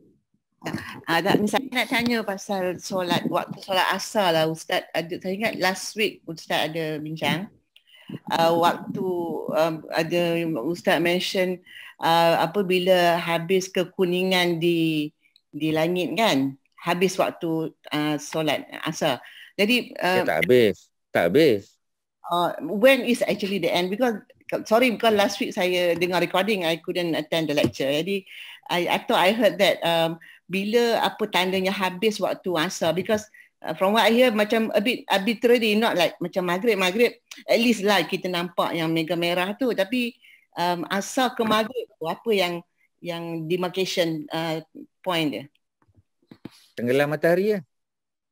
Sampai tenggelam matahari, sunset, habis waktu asar. Kalau kuning masih boleh sembahyang tapi makruh. Yang kuning tu bukan habis waktu tak, dia makruh. Mana kalau kita sengaja lambatkan, tak ada sebab apa-apa, ya, kita jadi makruh. Makruh tu maknanya minus point. Itu dia punya cerita dia, ya. Ya. Masih sah lah, cuma makruh lah. Maknanya kuning tu kita masih nampak lagi matahari. Matahari belum tenggelam, tapi dah menguning lah. Dia bukannya cerah. Sebab kalau waktu asar kan, maknanya pukul 5, 5:30, pukul 6, itu masih cerah lagi tu. Ya, masih lagi bright and clear, ya. Tapi kalau dah pukul 7:10, ya, 7:10 tu itu dah kuning lah tu. Matahari dah kuning dah. Itu memang tanda-tanda nak tenggelam. Jadi kalau kita baru terjaga tidur sembahyang, tak apalah sebab kita baru terbangun. Ya, tapi kalau kita sengaja lambatkan, makruh hukum dia. Tapi sah tak? Sembahyang sah. Tapi kita bukan nak sembahyang sah, kita nak dapat pahala besar. Ya, jadi jangan kata, oh maknanya sah lah. Memang sah. Tapi takkanlah kita sembahyang nak sah saja. Macam kita exam kan, ya, dia kata C pun lulus juga. Tak nak C, kita nak A. Ya, kita nak A+. Ya, kita nak A- minimum. Macam itulah maksud dia. Kuning masih boleh, tetapi makruh hukum dia. Boleh Okey. Ada lain? Silakan. Ya, sama. Tak ada ya. Jadi kalau tak ada, Nabi lewatkan hatta sehingga zahaba ammatul lail. Ya, pada sebahagian daripada malam tu. Ya, sebahagian apa kita panggil ya? Sebahagian malam tu dah berlalu dah. Ya. Jadi maknanya hampir lepas malam. Maknanya ya, separuh daripada malam tu dah maknanya dah separuh malam lah. Ya, Nabi lewatkan, ya. Ambil balik pada hadis yang kita dah baca sebelum ni. Tuan-tuan kena gabungkan semua hadis-hadis ni. Kita tak boleh tengok satu hadis kita buat keputusan berdasar pada hadis tu saja, tak boleh. Kita kena gabungkan. Sebab tu dalam kitab Bulughul Maram dikumpulkan semua. Waktu-waktu solat kumpul semua hadis. Ada 10, 15 hadis. Ya, nanti waktu solat sunat dikumpulkan semua. Baru kita dapat, tuan-tuan. Ya. Okey, jadi apa ni? Summa kharaja, Nabi keluar. Fasalla. Ya, Nabi keluar tu mana keluar daripada masjid lah. Ya, fasalla, ya. Nabi keluar dari rumah, sorry. Nabi keluar daripada bilik Nabi, Nabi pun masuk ke masjid. Fasalla, lalu Nabi solat. Wa qala, Nabi pun berkata, innahu, sesungguhnya la waktuha, inilah waktunya. Ya, maknanya inilah waktu afdal untuk solat Isyak dengan syarat masih berjamaah. Kalau la tidak an asyuqa, aku beratkan ala ummati. Kalaulah tidak memberatkan, ya. Kalau pukul 1 pagi tu tak berat bagi manusia, berat, tuan-tuan. 1 pagi kita tidur lah. Ya. Tapi kalau tak memberatkan, masih boleh lagi, berjamaah lagi, ramai lagi, maka Nabi kata inilah waktunya. Besar pahala, tuan-tuan. Ya, masih besar pahala dia. Ya. Apa dia? Buat apa? Tak payahlah, tak payah. Rawahu Muslim, ya. Riwayat hadis Muslim. Itu dia punya cerita dia, tuan-tuan. Ya, ini mengulang yang kita dah pernah baca sebelum ni lah. Ya, hadis sahih Muslim, sahih. Sebaik waktu salat Isyak adalah pada akhir malam. Akhir malam ni bukan, ya, mana sebelum masuk Fajar Siddiq, ya. Bukan Fajar Siddiq tu yang bawah, ya. Ni dia punya maksud tu kena digabungkan dengan yang awal. Ya, bukan Fajar Siddiq, satu bukan Siddiq, Shadiq. Ya, Fajar Shadiq. Ya, dan Fajar Shadiq yang kedua. Ya, takkanlah sampai kedua kan, sebab itu waktu tahajud. Ya, waktu tahajud tu, ya, kita kena berhenti sebelum kita makan kan dah hujung. Ya, jadi maknanya waktu kalau kita tak sahur, ya, masa azan yang kedua tu kita boleh solat tahajud lagi. Tapi kalau kita nak puasa, ya, patutnya azan pertama tu kita bangun, ya, kita bangun untuk makan lah. Kecuali memang kita belum solat lah. Belum solat, boleh solat dulu. Tapi tak boleh lama lah, ya, sebab kita nak makan pula. Ya, jadi kena faham macam tu. Okey, ya. Boleh, ya? Okey, selesai. Ada apa-apa nak tanya? Kalau tak ada, kita masuk cerita solat Zuhur. Ustaz, apa perbezaannya tulisan muttafaqun alai dengan yang tadi tu? Tadi dia cuma cakap perawinya ialah Muslim. Tapi yang ni ditulis, yang earlier tadi ditulis muttafaqun alaih. What is the difference, Ustaz? Muttafaqun alaih agreed upon by both Bukhari dan Muslim. Both of them. Okay. Kalau Muslim is only Muslim. Kalau Al-Bukhari, Bukhari saja. Ini yang dua-dua. Pasal dua-dua ni pengarang kitab-kitab sahih. Sahih Bukhari, ya, Sahih Al-Bukhari dan Sahih Muslim. Kalau dalam Sahih Al-Bukhari pun ada, Sahih Muslim pun ada, baru dia panggil muttafaqun alaihi. Agreed upon by both of them, Al-Bukhari and Muslim, dua orang. Itu yang paling kuat lah. Maknanya dari segi apa kita panggil ranking, ya, the highest ranking is, ya, if the hadis apa kita panggil, ya, apa ni, reported by both Al-Bukhari and Muslim, baru dipanggil muttafaqun alaihi. Ya, bila kita terjemah bahasa Melayu, dia akan kata Al-Bukhari ni ada al depan, ya. Ni tak tepat, ya, ada al depan, Al-Bukhari, sebab dia bukan nama dia gelaran. Ya, sebab dia lahir di Bukhara, that's why dia panggil Al-Bukhari. Ya, Muslim memang nama dia, tak ada al depan, ya. Thank you, jadi, Ustaz. apa ni? Okey, sama. Okay, Daripada Ustaz. Abi Hurairah, dah jumpa dah Abu Hurairah, ya. Sorry, saya nak tanya. Sorry. Pasal solat Isyak tu, contohlah kalau kita buat solat Isyak di tengah malam tu lewat tanpa jemaah tu, Ustaz, pukul 12 ke? Kena bagi tahu pukul berapa? 12. Okey, soalan dia? Tapi kita tak ada jemaah. Kita buat seorang-seorang. Macam saja nak tahulah. I believe you already know the answer. Ya, kalau tanya siapa-siapa pun semua orang boleh jawab. Kak Mai, bagi jawapan Kak Mai, kalau sembahyang seorang, afdal lewat ke afdal awal? Awal. Awal. Kalau seorang tak. Seorang kena awal waktu. Tadi takut kalau pukul 12 tu dah terlebih ke more than half dengan malam. Belum lagi kan, satu lebih, satu suku. Dia tengok sekarang lah, but sometimes earlier kan. Unless tertidur lah. Ustaz. Kalau tak tidur tu eloklah awal kan. Syarat berjamaah. Kalau dia macam Nabi kan tunggu jamaah. Pasal masa awal masih ada jamaah tapi tak ramai lagi. Nabi tunggu lagi. Nabi tunggu lagi. Sampai 2 kali Nabi buka tirai tutup balik. Buka tirai tutup balik. Ya, bila Nabi tengok dah ramai baru Nabi solat. Barulah Nabi cakap tadi. Kan Nabi cakap tadi, ya, Nabi kata innahu la waqtu. Inilah waktu dia. Laula an asyqa ala ummati. Kalau aku tidak memberatkan pada umat aku, tapi berjamaah. Ya, berjamaah. Kalau seorang tak payahlah tunggu lama-lama, ya. Kita lebih baik awal waktu. Ustaz, apa maksud fajar sodik tadi tu, Ustaz? Apa maksud fajar sodik? Sebab fajar yang honestly kedua, I tak faham. Apa dia, Ustaz? Fajar Sebab yang kedua. Fajar yang kedua. Okey. Confused sikit. Di sini mengatakan sebaik-baik waktu solat Isyak adalah pada akhir malam. Iaitu sebelum masuk fajar. Jangan tengok terjemahan. Ustaz dah betulkan tadi. Ustaz dah betulkan tadi dah. Jadi apa sebenarnya? Akak kena pay attention masa Ustaz baca tu, ya. Bukan. Ya, bukan. Ya.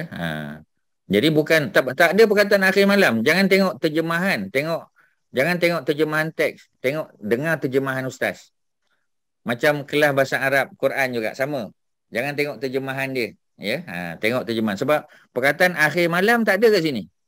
Mana ada hatta zahaba ammatul lail. Mana ada perkataan akhir, tak ada. Okey, buang ya pada akhir malam ni ya. Jadi bukan akhir malam, ya. Bukan akhir malam. Kena buang. Okey. Alright. Akak kena ikut ustaz terjemah hadis tu. Jangan terlepas, ya. Jadi bila ustaz terjemah tu sebiji-sebiji, akak kena dengar. Bukan akak sajalah, ya. Yang lain-lain pun sama juga, ya. Bila ustaz cakap tu bukanlah makna ustaz marah akak pula, dah. Ya, akak jangan terasa, ya. Tapi macam tadilah. Dengar ustaz terjemah tu, ya. Kemudian nanti baru kita tengok terjemah ni bawah. Sebab tu ustaz kalau boleh tak suka nak letak tu, ustaz tenggelamkan dulu. Ya, ustaz tutup dulu, ya. Okey. Okey, thank you. Ya, okey, kita tengok yang ni, ya. Abu Hurairah tadi. Ini cerita solat Zuhur pula. Ya. An Abi Hurairah. Kita dah belajar dah. Abi Hurairah gelaran dia. Siapa nama sebenar dia? Apa kita panggil, ya? Kak Suharti. Siapa nama Abu Hurairah sebenar dia? Dah bagi tahu tadi, ya. Siapa nama dia? Abdul Rahman bin Sokhor. Okey, Abdul Rahman bin Sokhor. Ya, dia orang mana? Mekah ke Madinah? Orang Yaman. Orang Yaman. Ya, masuk Islam ingat tak berapa umur dia tadi masa masuk Islam? 27. 27, ya. Maknanya lebih kurang 3 tahun sebelum Nabi wafat. Lambat. Tetapi bila dia masuk, ya, Islam, dia terus duduk di Masjid Nabawi. Dia tak buat kerja. Ya, kalau ada orang bagi makan, makan. Tak makan, puasa. Ya. Jadi Abu Hurairah dia kata apa? Rasulullah sallallahu alaihi wasallam bersabda, "Iza," dalam kurungan. Iza ni apabila ishtaddal har, apabila panas itu, ya, meninggi. Ya, maknanya cuaca tu sangat panas. Ishtadda tu makna sangat. Al-har, ya, al-har. Har ni maknanya kepanasan, heat tu. Ya, waktu Zuhur ketika panas sangat tu, fa'abridu bis-salah. Fa'abridu, maka sejukkan sikit. Maknanya tunggu sekejap. Ya, tunggu. Tangguhkan solat tu. Ya, di sini dia sebut tunggulah waktu dingin untuk solat. Ya, jadi maknanya kalau panas sangat, ni zaman Nabi, ya.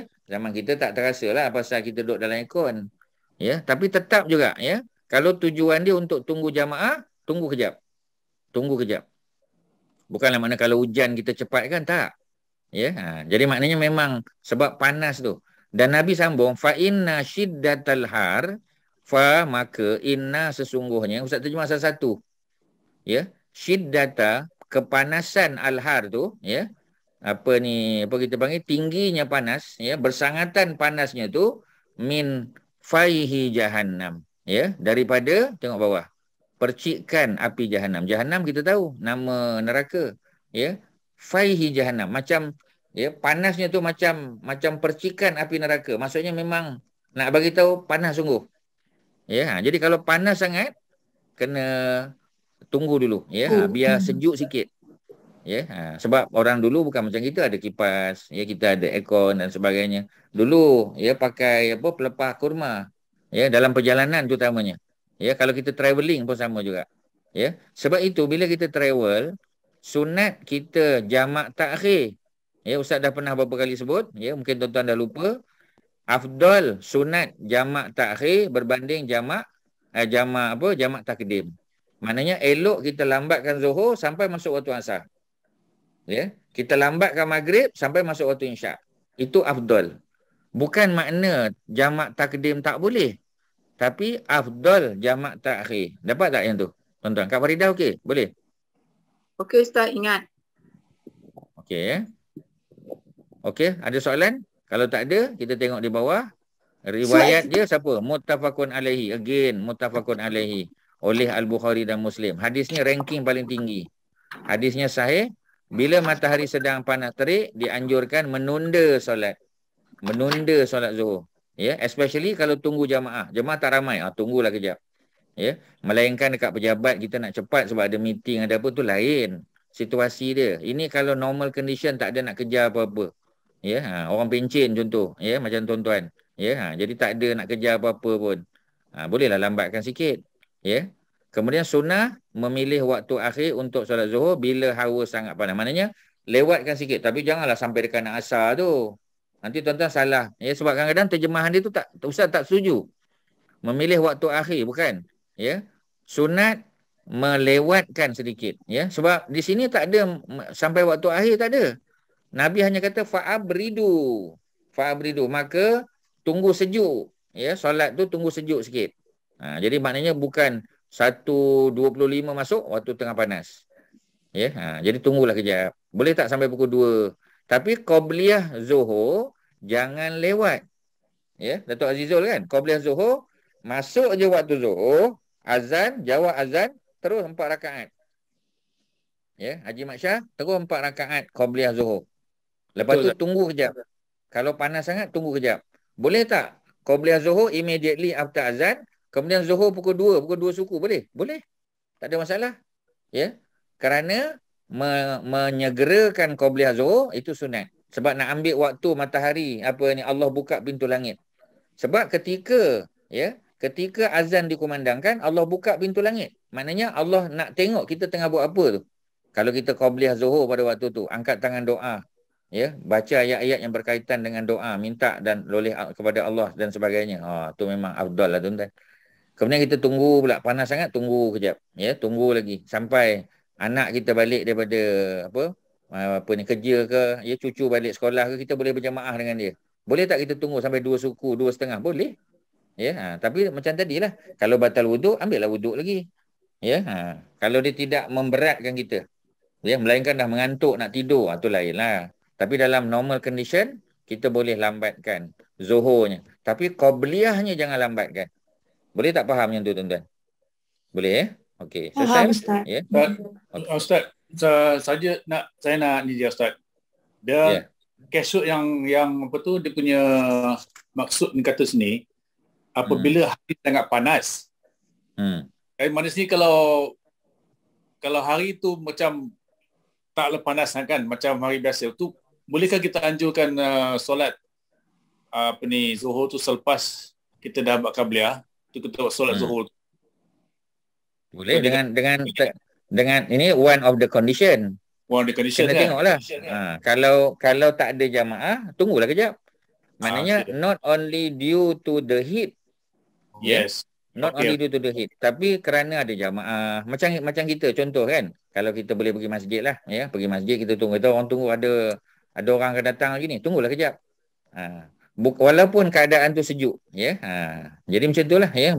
Bukan hanya panas tu consideration dia, bukan. Ya, ada lain-lain lagi. Tapi one of the consideration is the heat of the day. Ya, sebab panas tu.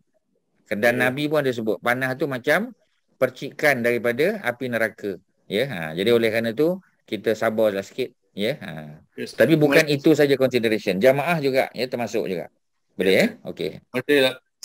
Ya, sama. Sekali lagi Rafiq bin Khadij juga, ya. Rafiq bin Khadij tadi dia ni pakar dalam bidang apa, Datuk Azizul? Rafiq bin Khadij ni. Dia pemanah. Dia pemanah, ya. Dan dia berada di atas bukit ya, bukit pemanah masa perang Uhud, dan dia cedera. Masa perang Uhud tuan-tuan, Ustaz bagi tahu cerita ni. Rafiq bin Khadij ni dia kena panah dekat dada dia tuan-tuan. Ya. Dan ketika dirawat, ya, dia bagi tahu pada Nabi. Dia kata tolong cabutlah anak panah ni. Nah, sebelum Nabi cabut, Nabi tanya dia. Ya. Kamu nak suruh aku cabut semua ataupun ya, aku cabut dia punya kayu dia saja. Tapi besi dia masih ada dalam badan kamu. Dan aku bersaksi di hadapan Allah bahawasanya kamu ni salah seorang yang dapat pahala syahid.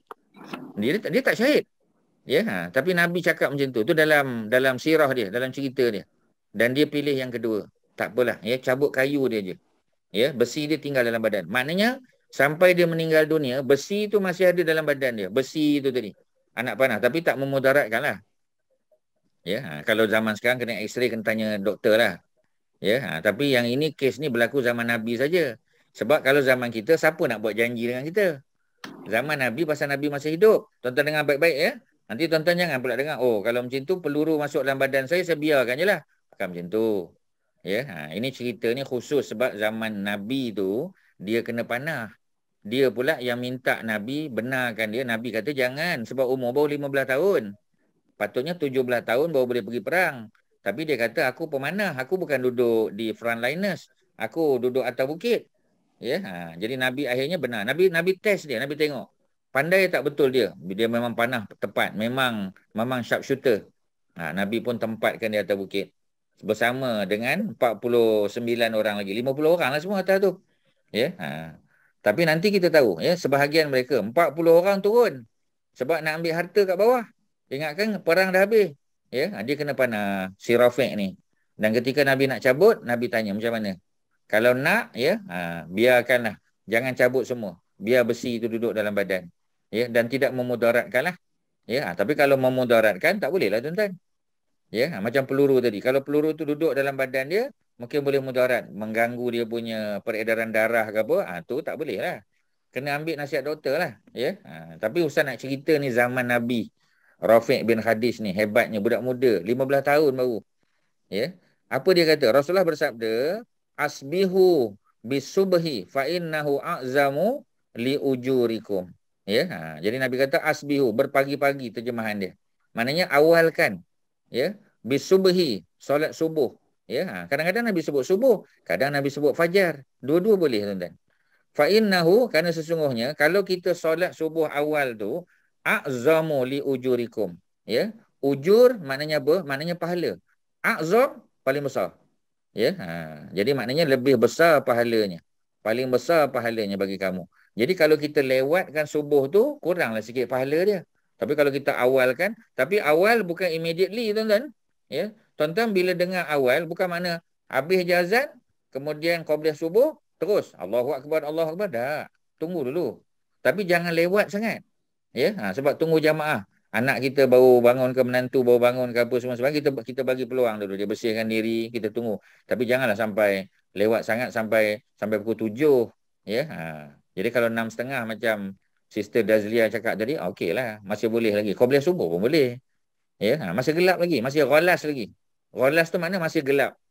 Ya, tapi bila habis solat, sebab Nabi baca 60 hingga 100 ayat, masa Assalamualaikum warahmatullahi, Assalamualaikum warahmatullahi. Ya. Kalau dia baling lembing, orang baling lembing, keluar masjid baling lembing, dia nampak kat mana lembing. Yang tadi maghrib panah, yang subuh lembing pula. Ya, kan lain. Mana lebih jauh pergi? Lembing kan nak panah? Apa ni? Apa kita panggil ya? Kak Faridah, mana lebih jauh pergi? Lembing ke nak panah? Nak panah. Nak panah lagi jauh. Ya, itu maghrib. Yang ini subuh pula, ya. Jadi maknanya bila baling lembing tak jauh sangat kan. Jadi sebab matahari belum keluar lagi. Tapi dah mula nak keluar dah. Ya, dah nak terang dah. Jadi nampak lembing tu kat mana. Meaning that Nabi mula awal tapi habis lewat. Why? Pasal Nabi baca, ya, lebih kurang 100 ayat. Itu cerita dia tuan-tuan. Tuan-tuan dapat ya, Ustaz harap tuan-tuan dapat Ustaz punya penerangan ni. Kalau tak dapat tak apa, kita ulang balik. Sebab yang penting tuan-tuan faham. Ya, sebab Ustaz nak kita belajar ni tuan-tuan supaya kita faham. Sebab ini adalah amalan kita tuan-tuan. Ya, Zuhur, Asar, Maghrib, Isyak, solat malam, ya, puasa sunat. Ni kalau kita masuk puasa sunat, masuk very interesting buku ni tuan-tuan. Sebab dia ajar kita benda yang solid tuan-tuan. yang accurate. Ya, bukan senang nak dapat kitab ni tuan-tuan. Tuan-tuan nak beli pun ya, asyik tak ada je. Kat Masjidah dah check berapa banyak dah ya. Ya, check lagi tuan-tuan. Ada insya-Allah ya. Tapi bukan di Lembah Kelang lah, ya mungkin di luar lah. Ya, mungkin di Kedah ke apa, tak ada masalah, tuan-tuan boleh hantar. Ya, boleh kita boleh post saja. Ya, mungkin lambatlah sikit tapi tak apalah. Okey, ada apa nak tanya? Silakan. Ustaz, ada apa? Haji Nazri ada apa Haji? Ya. Ustaz, saya nak satu kepastian juga ataupun kecerahan tentang semua solat-solat yang dianjurkan sini, semua mana sini salah satu faktor dia ialah berjamaah, menunggu jemaah datang. So kita boleh buat. Jadi mana sini macam waktu subuh kan, untuk determining dia punya iqamah tu kan, mana sini tunggu sampai jemaah sampai kan Ustaz? Atau maknanya biar ramai lah sikit. Ramai sikit. Kan? Mana sini setengah surau ataupun masjid dia buat 10 minit selepas azan. Betul. Jadi mana sini kita tunggu jemaah lah, tunggu jemaah kan Ustaz? Betul. Mana yang boleh 15 minit. Ada setengah tempat 20 minit. Ya, kadang kalau di Mekah Ustaz tengok 20 minit. Ya, kan Ustaz, because the doa before iqamat and after azan is very afdal time, right? That's why, isn't it Ustaz? Mustajab. Yes. Mustajab, sorry. Ya. Jadi maknanya boleh, memang di masjid-masjid ya, memang subuh after 20 minutes after iqamah is 20 minutes after azan. Ya, kalau zuhur 10 minutes after azan, asar 10 minutes atau 5 minutes after azan. Betul lah tu. Memang sebab tujuan dia adalah untuk menunggu jamaah biar ramai sikit. Ya. Tapi since Nabi baca sampai 100 ayat, ada tak nanti yang masbuk? Ada. Yang masbuk ada. Ya, tak ada masalah. Ada yang masbuk rakaat pertama, ada masbuk rakaat kedua, tapi mereka masih lagi boleh dapat pahala berjamaah bersama Nabi. Ya, jadi maknanya the main consideration is jamaah. Tu yang pertama. Yang waktu panas, sejuk, lewat tu biasanya tu ya, dia bukanlah main consideration. Bukanlah, tapi dia termasuk ya. Maknanya benda-benda yang perlu diambil kira. Tapi berjamaah itulah antara yang paling penting. Ya, betul lah kata orang, the more the merrier tu betul lah ya. The more rewarding tu betul. Ya. Sama. Okey, tadi ada apa lagi? Silakan. Haji Nazri malam ni tak bercakap. Ada apa soalan? Tak ada Ustaz. Masih. Okey. Kalau tak ada kita teruskan ya. Di sini disebut hadis ni riwayat daripada khamsah, ada 5 ulama hadis. Ya, 5 ulama hadis ni kalau Ustaz boleh beritahu 5 tu ya, ialah siapa dia ya? 5 ni. Dia 5 ni biasanya dia bukan apa kita panggil ya, dia bukan Bukhari Muslim lah. Ya, jadi mana yang lain-lain macam At-Tirmizi ni yang sebelah dia ni, At-Tirmizi. Ya, Tirmizi, An-Nasa'i, Ibnu Majah, ya, Abu Daud, tu ada yang 5 orang tu. Ya, dia semua apa kita panggil ya, semua pengarang-pengarang kitab sunan dia panggil. Sunan Abi Daud, Sunan An-Nasa'i, Sunan Ibnu Majah. Nama kitab tu sunan. Ini tak ada kaitan dengan Sunan Kalijaga, Sunan Ampel tu tak ada tu. Iaitu yang di Jawa dia apa tu lain tu. Ya, itu hanya gelaran saja. Sunan ya. Tu makna tokoh ulama lah. Tapi sunan yang dimaksudkan di sini adalah plural form untuk sunnah. Sunnah ni maknanya Nabi punya kebiasaan, tradition. Ya. Benda yang Nabi buat secara berulang-ulang barulah dipanggil tradisi. Ya, in English kita panggil tradition lah. Ya, jadi dia punya apa kita panggil? Dia punya apa kita panggil ya, kebiasaan Nabi itulah sunnah dia. Kalau Nabi biasa buat itu sunnah. Kalau Nabi buat sekali, maknanya benda tu harus. Dia bukan sunnah. Nabi buat sekali je. Ya, jadi maknanya dia tidak termasuk perkara sunnah kalau Nabi hanya buat sekali atau 2 kali. Tapi kalau Nabi buat 3 kali atau lebih, ya, dia dah jadi sunnah Nabi. Benda yang Nabi selalu buat. Itu maksud dia. Dan hadis ini disahihkan oleh Imam Tirmizi. Pasal Bukhari Muslim tak ada dalam 5 ni. Bukhari Muslim tak ada dalam 5. Ya, ini adalah hadis yang riwayat Imam Tirmizi salah seorang. Abu Daud, At-Tirmizi, Ibnu Majah, An-Nasa'i, ya. Kemudian disahihkan oleh Imam Tirmizi. Imam Tirmizi ini daripada Uzbek juga, daripada Tirmiz, sempadan Uzbek dengan Afghanistan. Ya, dan untuk pengetahuan tuan-tuan, orang Afghanistan adalah orang Uzbek. Bahasa mereka adalah bahasa Uzbek. Ya, cuba panggil orang Uzbekistan yang duduk northern part of Afghanistan. Bahasa mereka adalah bahasa Uzbeki. Ya, macam di Urumqi, macam dekat Xinjiang area, dekat China tu. Ya, tempat orang Islam yang kena apa? Yang masjid diroboh, ya, orang Islam kena makan babi. Ya, dia paksa orang Islam kahwin dengan orang bukan Islam. Ya, dia tak benarkan pakai tudung, tak benarkan solat, puasa tak boleh, ya. Tu kawasan Urumqi. Ya, bandar Bandar Urumqi. Ya, dia punya province dia Xinjiang, ya. Ada 11 juta orang Islam kat situ. Ya, 11 juta orang Islam dan mereka dinafikan hak mereka. Ya, jadi dia punya Dia punya penduduk tu muka tak ada macam muka orang Han, tak ada. Ya, mereka boleh bahasa Mandarin tapi bahasa mereka adalah bahasa Uzbeki. Ya, muka macam orang Uzbek juga. Ya, dan mereka ni majoriti adalah Muslim. Ya, sekarang susah nak pergilah tuan-tuan. Ya, tapi alhamdulillah, ya, Ustaz pernah pergilah dengan Kak Masita. Ya, mungkin Kak Masita masih ingat. Kita pernah pergi sampai ke Urumqi. Ya, ingat ya? Ya. Ya. Tapi patut Kak satu tempat tu kita tak jadi pergi, Ustaz, ya. Yang mana tu ya? Tak ingat. The Colored Mountains. Apa nama dia? Oh, The tu bukan Mountain di... tau. Dia bukan di Urumqi. Itulah, tapi itu lain, dalam... provinsi lain. Yang itu boleh pergi. Yang tu boleh pergi, lain kali boleh pergi sebab dia bukan Muslim majority. Ya, tu tak ada masalah. Macam pergi Beijing, pergi Shanghai tak ada hal, boleh je. Ya, tapi yang ini susah sikit lah nak pergi akan datang. Alhamdulillah dah pernah pergi, okey lah. Okey ya. Selesai di situ. Apa lagi? 173 hadis Abi Hurairah lagi. Cuba tengok. Asyik dia je. Nabi bersabda, man adraka. Ya. Man adraka. Sesiapa yang sempat. Ya. Siapa tu? Kak Masjidah. Ustaz cakap laju sangat. 5 ahli hadis tadi. Abu Daud, Tirmizi. Lagi? Ibnu Majah. Sekejap. Ibnu Majah. Ya. An-Nasai. Anas. Nasai. Bukan Shin. Anas. Shin. Anas. An-Nasai. An-Nasai. Ya. Lagi satu. Lagi satu mungkin Imam Malik ataupun Imam Ahmad. Imam Malik ataupun Imam Ahmad. Ahmad. Okey, terima kasih Ustaz. Ya, sama. Okey, kita masuk hadis 173. Man adraka minas subhi raka'atan. Okey, ya, ini berita baik lah bagi orang yang terlewat. Ya, man sesiapa ni in bracket ya. Hadis dia tu in bracket. Man sesiapa, anybody, anyone, sama ada male atau female, budak kecil atau orang dewasa. Adraka, adraka makna sempat. Ya, siapa yang sempat. Jangan tengok terjemahan. Dengar ustaz punya terjemahan. Man adraka, sesiapa adraka yang sempat minas subhi, sempat semayang subuh, rakaatan, sempat 1 rakaat je. Ya, dia semayang, dia 7-5 minit dia baru angkat takbir. Masih boleh tak solat? Masih boleh.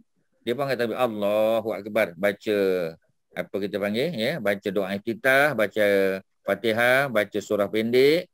Kemudian dia pun rukuk, dia rukuk, sujud, ya.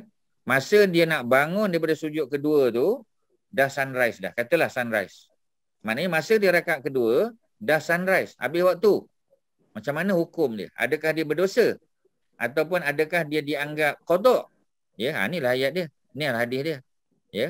Qabla an tatlu'a syamsu. Jadi kalau dia sempat 1 rakaat, qabla sebelum an tatlu'a syamsu, sebelum terbit matahari, before sunrise, faqad, maka sesungguhnya adraka subuh, dia dapat subuh. Maknanya walaupun dia hanya sempat 1 rakaat before sunrise, ya, the second rakaat is after sunrise, masih dikira tunai. Maknanya dia tidak dianggap berdosa. Ya, ini maknanya satu rukhsah, keringanan bagi orang yang terlewat. Ya, dia sempat 1 rakaat, tak ada masalah. Masih juga dapat. Tapi dengan syarat dia sudah selesai sujud yang kedua. Pasal 1 rakaat ada 2 sujud. The first sujud belum lagi. Second sujud. Dia nak bangun daripada second sujud, masa tu sunrise. Let's say sunrise. Maka dia dapat juga sembahyang tunai. Boleh tak faham? Faham Ustaz. Boleh ya? Okey, alhamdulillah. Kemudian satu lagi. Pun berita baik juga. Ya, it's a good news again. Waman adraka, dan sesiapa yang sempat. Waman dan man sesiapa. Adraka sempat. Rakaatan 1 rakaat. minal asri, daripada asar. Asar 4 rakaat. Dia sempat 1 saja. Another 3 rakaat tu, the rest of the rakaat, dia buat after sunset.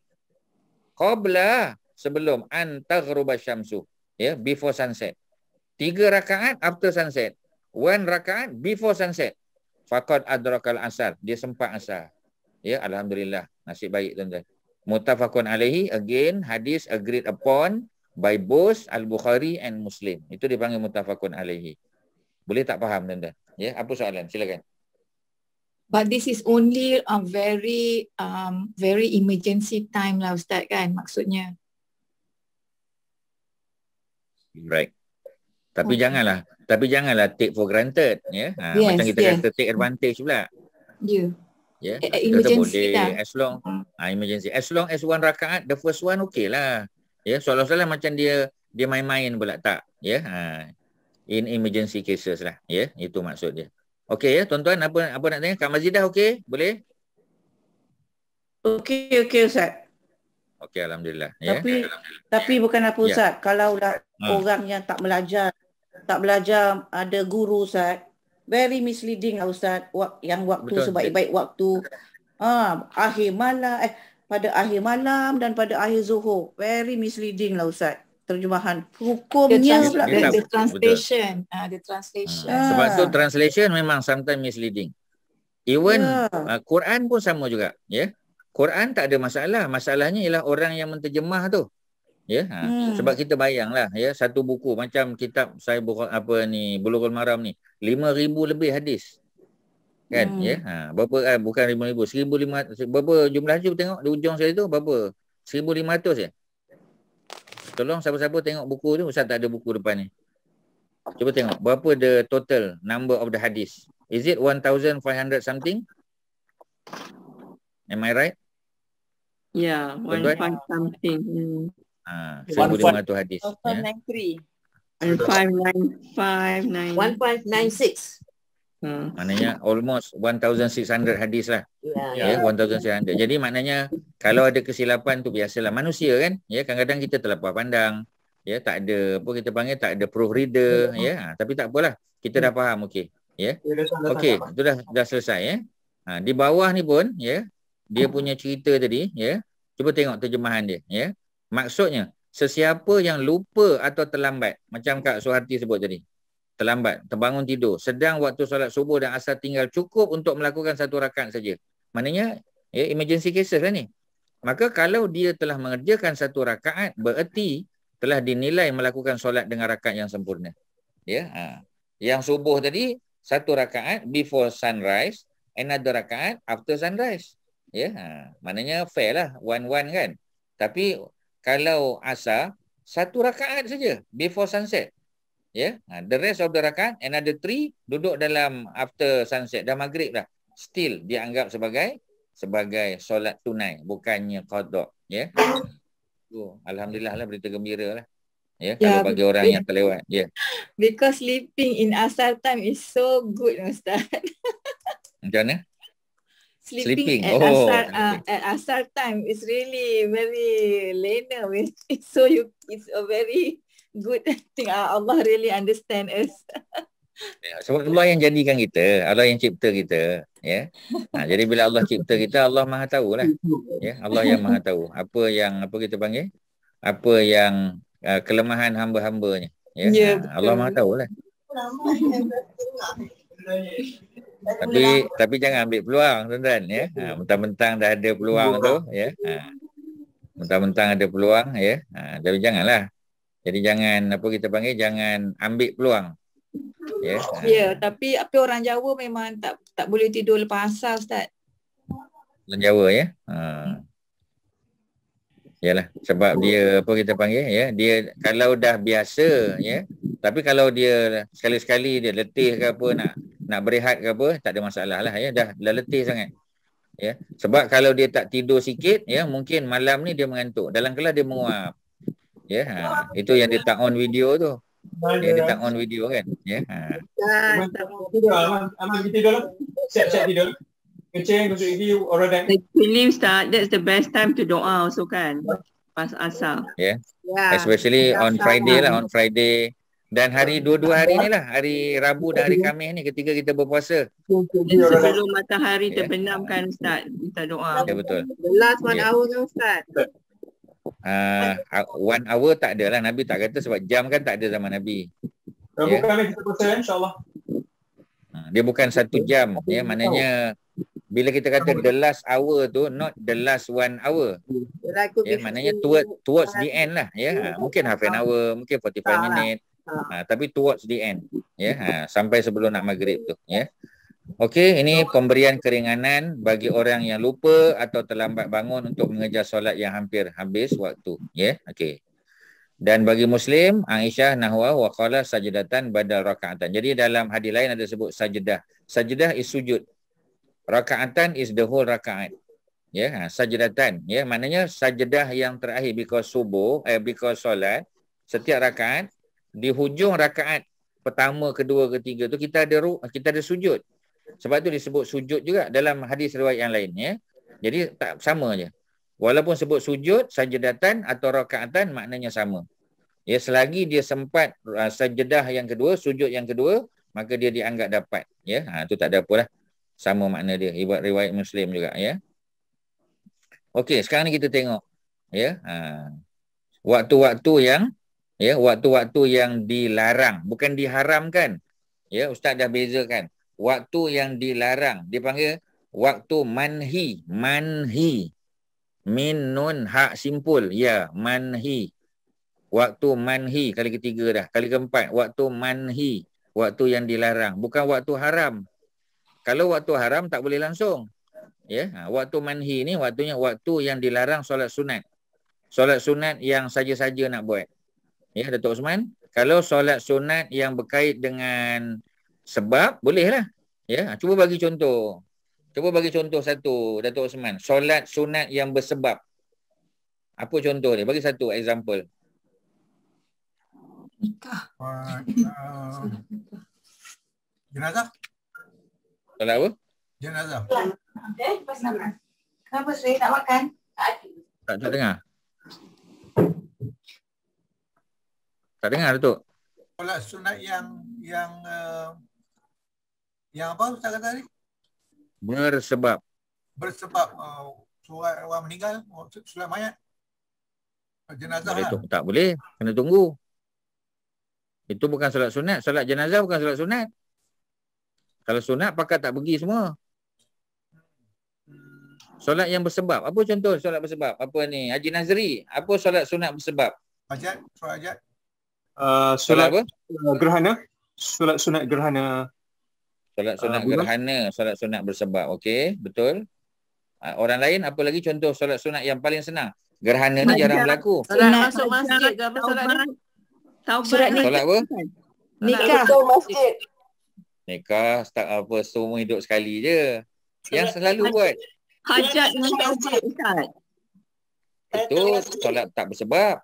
Tak ada sebab, tu bila-bila boleh buat. Tapi kecuali lepas asar, lepas subuh. Solat yang bersebab, solat Tahiyatul Masjid. Tahiyatul Masjid, tuan-tuan. Ya, betul lah tu solat nikah lah apa. Tapi nikah tu seumur hidup sekali. Mungkin masa nikah dulu pun tak ingat nak buat. Ya, masa tu belum ikut kuliah umi lagi. Ya. Jadi maknanya nak bagi tahu, ya. Solat masuk masjid, ya. Antara yang selalu orang buat solat sunat tawaf. Dan ada satu lagi yang lagi sering kita boleh buat. Tak perlu pergi masjid, tapi boleh buat solat ni. Solat apa nama dia? Solat bersebab. Wuduk. Solat sunat wudu. Itu solat sunat bersebab.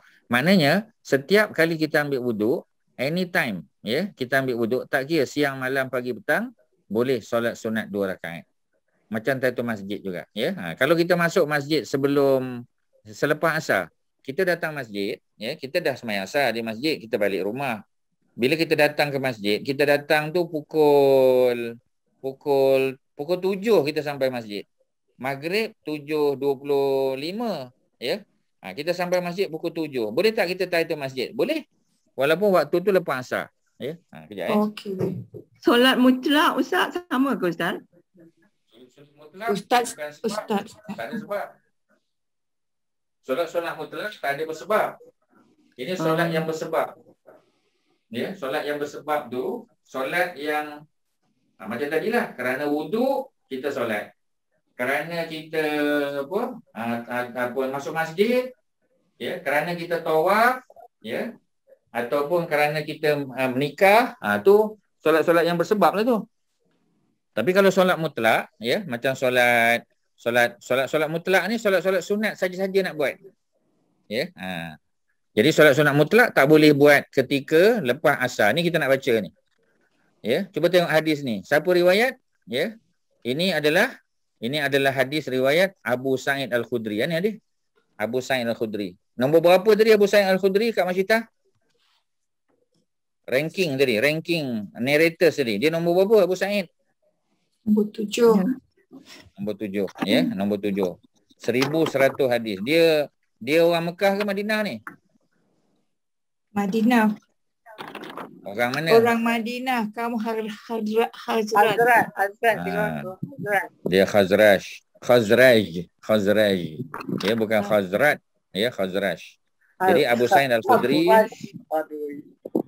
dia jim, ya. Sami itu Rasulullah, aku dengar Nabi bersabda. Apa dia? Solat musafir. Sunat solat musafir. Solat musafir tu dalam hadis solat musafir merujuk pada solat jamak dan qasar. Kadang-kadang dia tak ada solat khusus. Dia tak ada solat khusus. Musafir tak ada. Macam kalau kita nak pergi Mekah tu kan Ustaz, kan kita nak keluar rumah tu kan kita solat tu namanya solat musafir. Kan? Orang Melayu selalu buat, tapi itulah dia punya hujah dia tu. Memang orang Melayu buat, tapi hujah dia.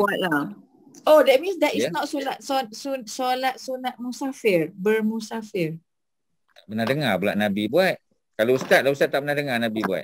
Orang Melayu buat tu memang selalu dengar. Memang orang tua selalu buat nak keluar, ya. Tapi tak dengar pula dia punya hujah dia. So diorang kata kalau lepas subuh nak keluar pun boleh buat. Sebenarnya tak ada solat kan sunat lepas subuh, tapi diorang kata sebab kalau musafir tu boleh lah. Kalau ustaz tak buat lah. Sebab selagi ustaz tak jumpa dia punya, tak tahu ustaz tak cuba tanyalah, ya, kalau ada ustaz-ustaz lain boleh jawab. Tak tapi ada kalau jumpa dalil lah. Apa dia? Tak pernah jumpa dalil lah. It's a practice lah. It's a practice, tapi itulah without not supported. Dia tak ada supporting hadis. Without supporting hadis. Itu. Jadi kalau tak jumpa tu biar dulu kot, jangan buat dululah. Lagi pula solat musafir biasanya merujuk kepada solat jamak dan qasar. Itu yang kita panggil solat musafir tu. Tapi kalau solat musafir 2 rakaat sebelum keluar rumah, tak dengar lah pula. Ya, Ustaz tak pernah dengar pula. Bukan tak dengar daripada perbuatan orang, itu biasa orang Melayu buat. Tetapi macam tadilah, ya, daripada hadis tu setakat ni Ustaz tak jumpa, tak tahulah, ya. Kotlah tanya Ustaz Dr. Abdul Basit tengok. Tuan-tuan kan tiap-tiap pagi dengar Dr. Basit, cuba tanya dia tengok, ya, ada tak? Kalau ada, bagi tahu Ustaz. Kita betulkan. Ya.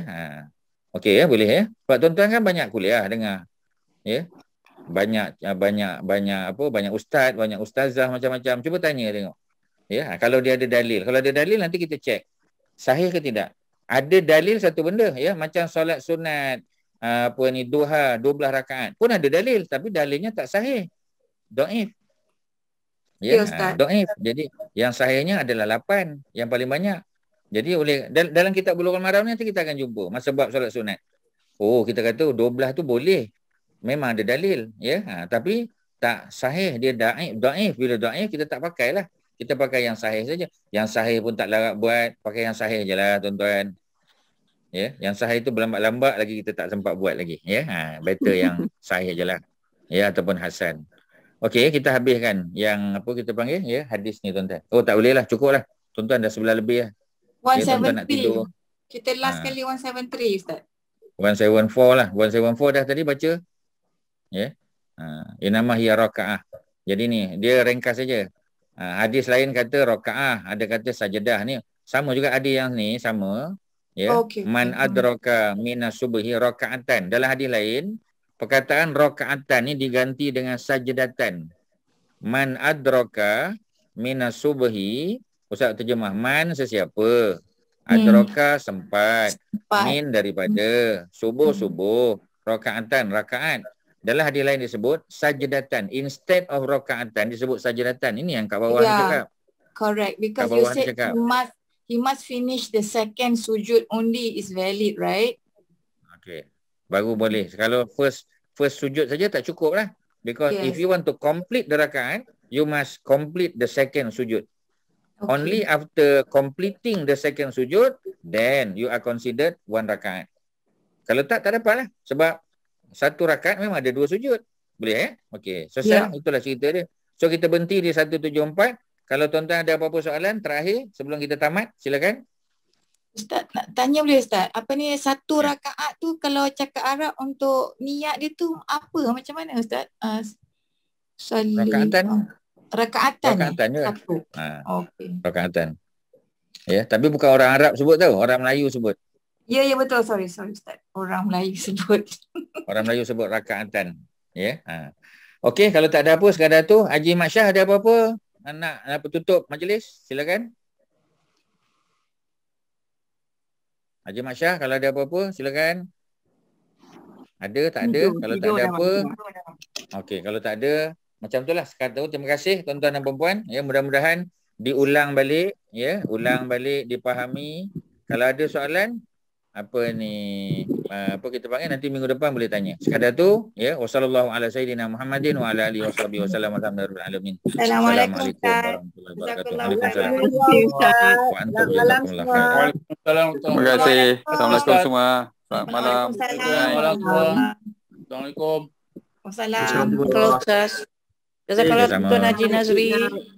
Terima kasih Tuan Haji Nazri. Jazakallah Haji Nazri. Sama-sama. Sama-sama. Assalamualaikum. Thanks Nazri. Waalaikumsalam.